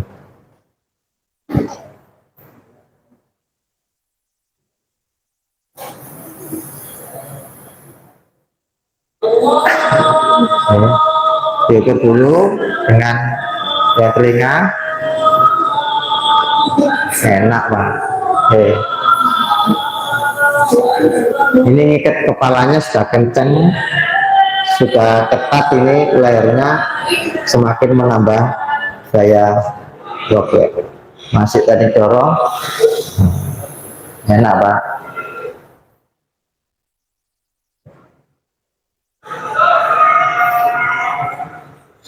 Penarik gelambirnya dekat Pak, nggak takut penarik gelambirnya karena tahu posisi pisau ini di mana. Kalau jenengan tiba-tiba langsung begini, takut nanti penarik gelambir ini. Masih posisi pendongak.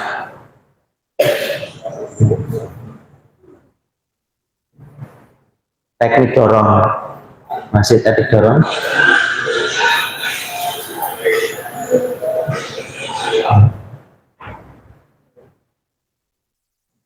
Teknik tarik. Teknik tarik pegangnya seperti ini. Ya. Berapa ukuran pisau untuk teknik tarik? Semakin pendek semakin baik. Semakin pendek semakin baik karena powernya dapat. Tapi semakin beresiko, Pak. Kalau performa pisaunya dan skill penyembelihnya masih kurang, saat ditarik seperti ini ternyata enggak terbuka. Jangan kembalikan, Pak, potensi malah menusuk lehernya sapi. Karena pisaunya pendek, terus buru-buru. Ya. Dengan posisi seperti ini, Pak, telapak jenengan ini dimaksimalkan ke bawah leher, ini, ditempelkan gini, Pak, tidak ngambang gini, tempelkan, ditarik kayak narik handbrake. Posisinya kencang, stabil, tidak nariknya gini, motor atas, lepas ya. Kalau lepas jenengan pasti bingung, malah buru-buru. Baik, kita lihat sembelihan dengan teknik dorong. Eksekutornya beliau Ustadz Heru. Beliau meskipun pengisi peke kurban, sakitnya belah katanya. Sakitnya belah beliau.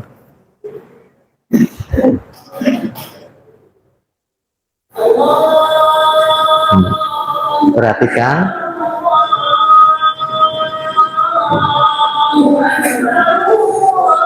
Nah, posisi gelambir itu, Pak, sebaiknya di apa ya, kayak dicubit ya tadi. Jangan dilipat, Pak, atau di apa namanya, tanpa ada cubitan, itu malah mempersulit sayatan. Meskipun sedikit saja itu gampang membuka sayatan. Itu bagian dari teknik sembelihan. Jadi dengan teknik seperti itu, insya Allah sembelihan kita akan mudah. Masih teknik tarik.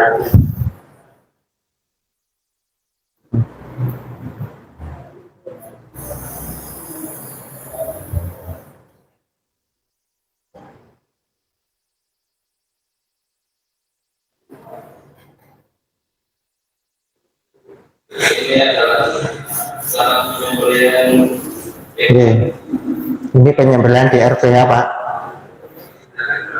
Titik sembelihnya ditentukan. Nah,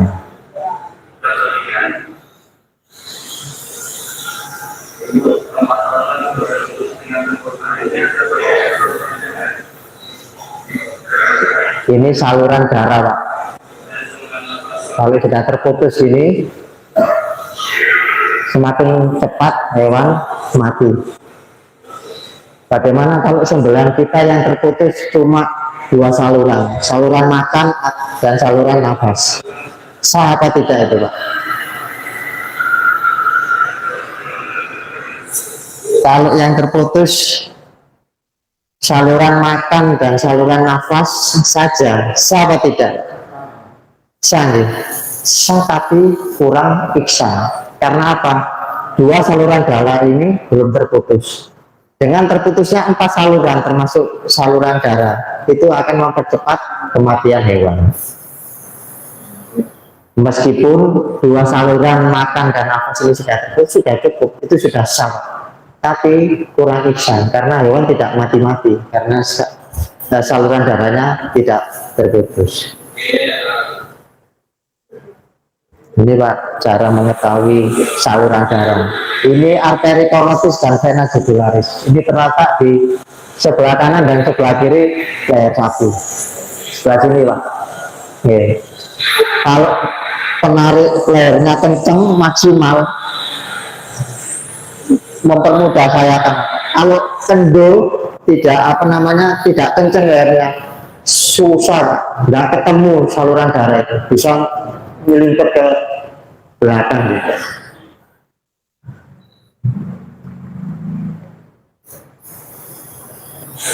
Oke.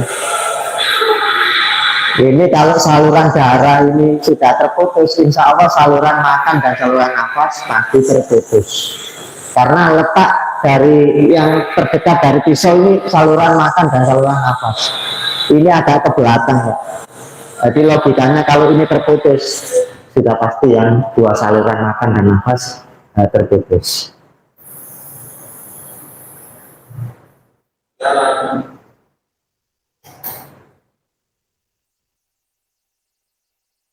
Ya, cukup. Barangkali ada yang ditanyakan mengenai sembelihan, monggo silakan. Ya, Mau tanya Pak, ya. pisau Berapa kali sembelih untuk bisa diasah lagi? Maksudnya ketahanan tajamnya. Iya. Ya, itu semua tergantung dari skill penyembelih. Jadi ya mohon maaf teman-teman kalau di RPH itu Pak, satu pisau ini Pak. Ya. Apalagi mudinnya yang profesional itu. Karena makainya nggak sampai kena mentok tulang, nggak kebentur tulang, nggak kebentur besi atau kayu atau lain sebagainya. Kuat Pak. Itu bisa sampai 50 ekor ke atas, tapi tidak disarankan itu karena skill kita tidak nyampe sampai situ Pak. Sebaiknya tetap setelah dipakai untuk menyembelih kita cek lagi karena di antara kita semua tentunya mengalami kondisi yang berbeda di lapangan.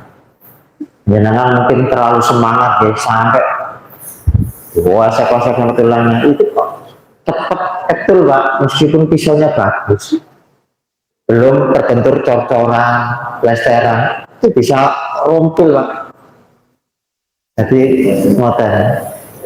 Kalau menyembelihnya panjenengan dengan teknik yang sesuai seperti itu, pengikatan kepala terus kerenggangan leher maksimal, pisau ini nggak sampai kebentur tulang, insya Allah Pak.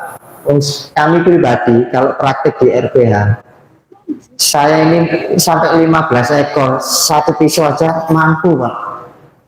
Tapi tetap namanya dipakai, pasti performanya berbeda dengan sembelihan yang awal, kedua, ketiga, dan keempat.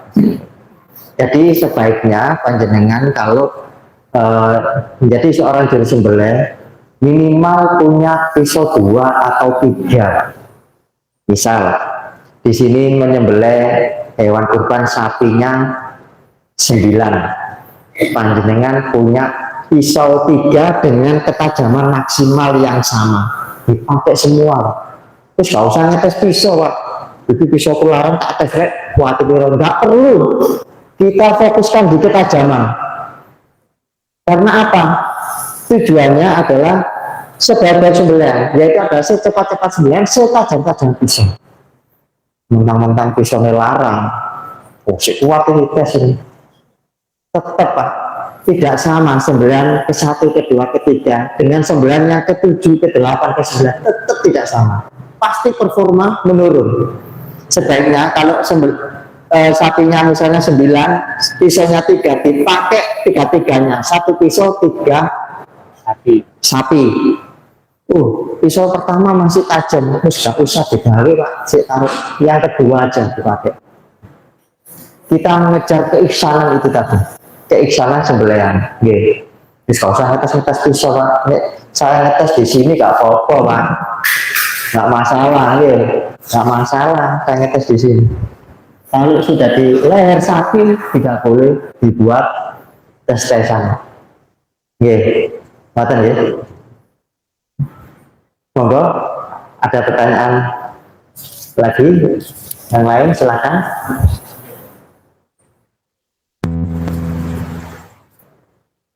Ya, tes sudah. Ini masalah fikih Pak. Tadi dijelaskan oleh Bapak Ustadz Heru ya tadi.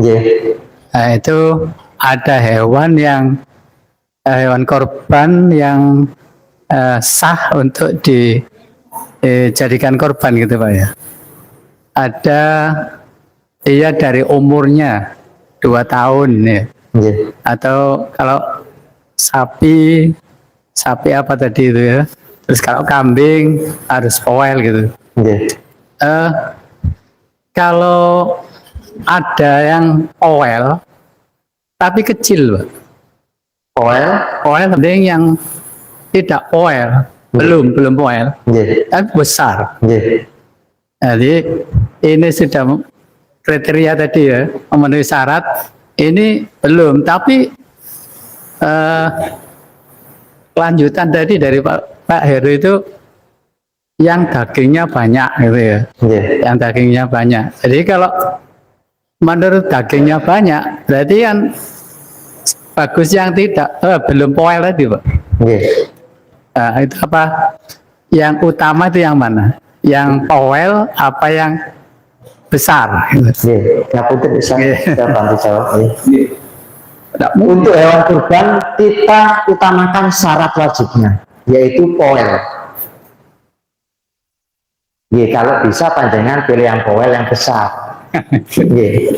Yes. Kalau jenengan sembelih untuk jualan daging Pak, ya pasti yang gemuk. Tapi kalau untuk kurban, syaratnya kita utamakan. Misal sudah poel, ternyata ada yang cacat, katakan, tapi gede. Ya kita tetap mengutamakan syaratnya itu tadi Pak, untuk kurban deh. Ini kan untuk kurban. Ya memang disarankan yang gemuk, yang sesuai syarat-syaratnya itu tadi. Jadi begitu.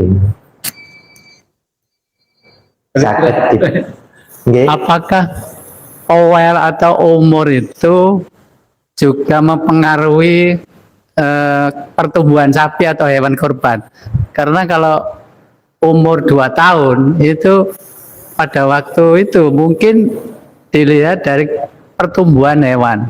Nggih. Nah, sekarang kalau sekarang kan ada sapi limusin, ada sapi, nah itu pertumbuhannya kan beda, Pak. Nggih. Jadi lebih besar gitu, belum mencapai umur yang disyariatkan, ini lebih besar.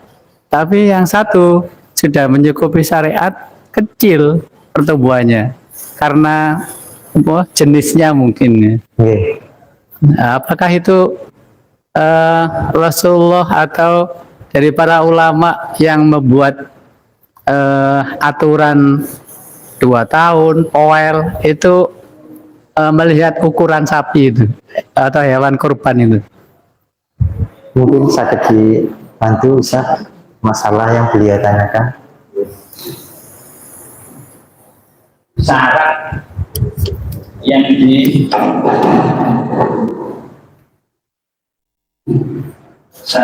ditetapkan oleh syariat berkaitan dengan umur itu bukan ulama, tapi baginda Rasulullah Muhammad Sallallahu Alaihi Wasallam. Wonten hadis riwayat An Jabir radhiyallahu anhu wonten kita bulu disebutkan. Jadi dawai dari Nabi oleh Rasulullah Sallallahu Alaihi Wasallam terlaku bilang musnah. Jadi kalau kalian menyembelih, janganlah kalian menyembelih kecuali musnah. Musnah itu apa? Musnah kalau kambing itu berusia 1 tahun, masuk tahun kedua. Musnahnya sapi berusia 2 tahun, masuk 3 tahun sana. Sedangkan musnahnya unta 5 tahun, masuk tahun kedua.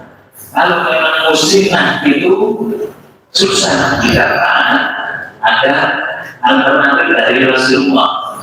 Maka sedangkan minat dokni, apa itu? Kalian yang jadah, apa jadah? Korban yang telah berusia 6 hingga 1 tahun. Jadi itu ketentuan Rasulullah. Jadi Rasulullah itu menggabungkan 2 keutamaan, umur dan keutamaan kualitasnya tadi. Kenapa Rasul memperhatikan umur disatukan? Ibarat kalau tidak kiaskan, itu kalau anak belum balik, maka dia belum diwajibkan untuk melaksanakan kewajiban sholat, puasa dan lain sebagainya. Makanya kalau hewan itu Memang biasa tidak berkorban ini kita karena kalau Rasulullah menentukan seperti itu sampai nama atau nanti berarti Rasulullah berminggu kita taat kepada Allah pasti itu adalah terima dari perintah Allah dan Rasulullah. Dengan tanggal mana yang diutamakan dua-duanya kalau berkorban.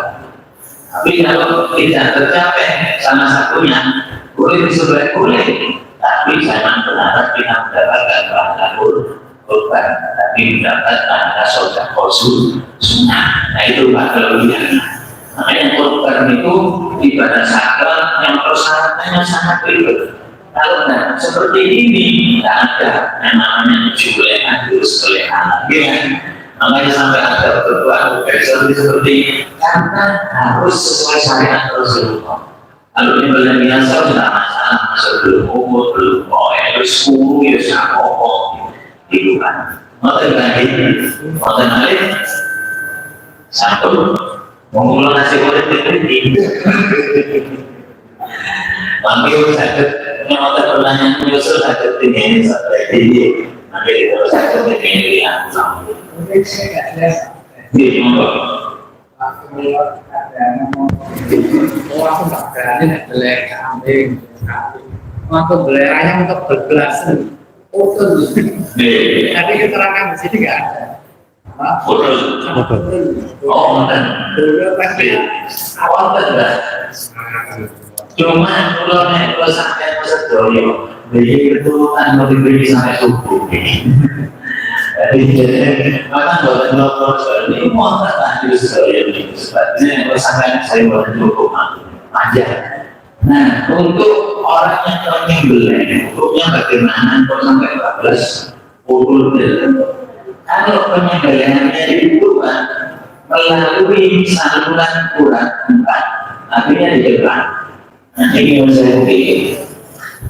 Saluran uratnya yang bagaimana? Jadi kok putus sampai belum sangat tak tahu. Cuma boleh bisa. Dan kalau putusnya dari sini, ini matinya bukan karena disembelih, tapi terputus dari belakang ini yang perbedaannya di luar. Jadi kalau dari depan boleh, tapi tidak sakit terus sampai putus dari mentolong ini, bahkan gitu. Sambut, orang yang nanti atas nami urus belehan seperti mengenai suratnya nanti bukti di atas mata ilmu mengurus dan dengan solid dengan sambutan dengan ilmu berarti punya kewajiban menyampaikan kepada jamaah termasuk urus belehan akhir dan sebagainya. Karena kalau kita melihat kemudahan kebatilan mana yang wajib mengingatkan berarti berarti astagfirullah musyid dengan Allah. Ingatkanlah Muhammad karena itu ada sebagai pengingat dan hari-hari kok boleh melaksanakan jangan hari wajib leno kok leno tetap terkal dari unsur yang agar di astagfirullah musyid pulang dengan tidak bisa masak pun guru mengajar dengan leno pada dosa tapi yang roh tak leno pada dosa nanti.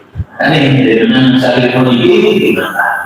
Moga makin jurus belajar ini saya tidak tahu di mengambil waktu kebutuhannya Tuhan untuk pelaksanaan perlukan besok di musola kota dengan ini sudah ada komunikasi ada menjual tani terus santri itu untuk pemahaman dari saya sudah tidak apa. Nanti juga hari tak pakai ini masing-masing nanti dari mana? Oh itu oleh pengurus yang udah lagi. Nanti ini kalau mulai organisasi semuanya bisa oleh bisa yang jadi kan di partai politik itu dalam satu hidup. Sampai itu kita lagi sangat paling murah. Boleh pulang boleh cek 12 juta. Akan sampai itu pilih oleh kaji menjadi 12 juta. Nah, terus peserta ini tidak hanya ditarik untuk biaya belinya dan kaos dan maham ketika kajian tidak di rumahnya untuk itu oke. Tapi begitu di mana cukup beri peserta. Jangan belilah ekor Surabaya ini juga Surabaya punya vokasi, yaitu nanti yang bisa menambahi keluaran untuk bisa mengurus keturunan kuning kemana itu ya. Tapi kembali lagi ke rumah. Nah, kalau ibu kebetulan mengajar dengan sama. Hukum itu kebetulan untuk kembali lagi ke umat. Insya Allah di dalam siapa. Jadi memberikan yang adil. Dan aku ini orang yang memang adil. Allah umat kita orang yang mari bila kita memberi kaliannya orang yang awalnya yang Assalamualaikum warahmatullahi wabarakatuh. Dan terima subhanallah wa bihamdihi asyhadu an la ilaha illa anta astaghfiruka wa atubu ilaik.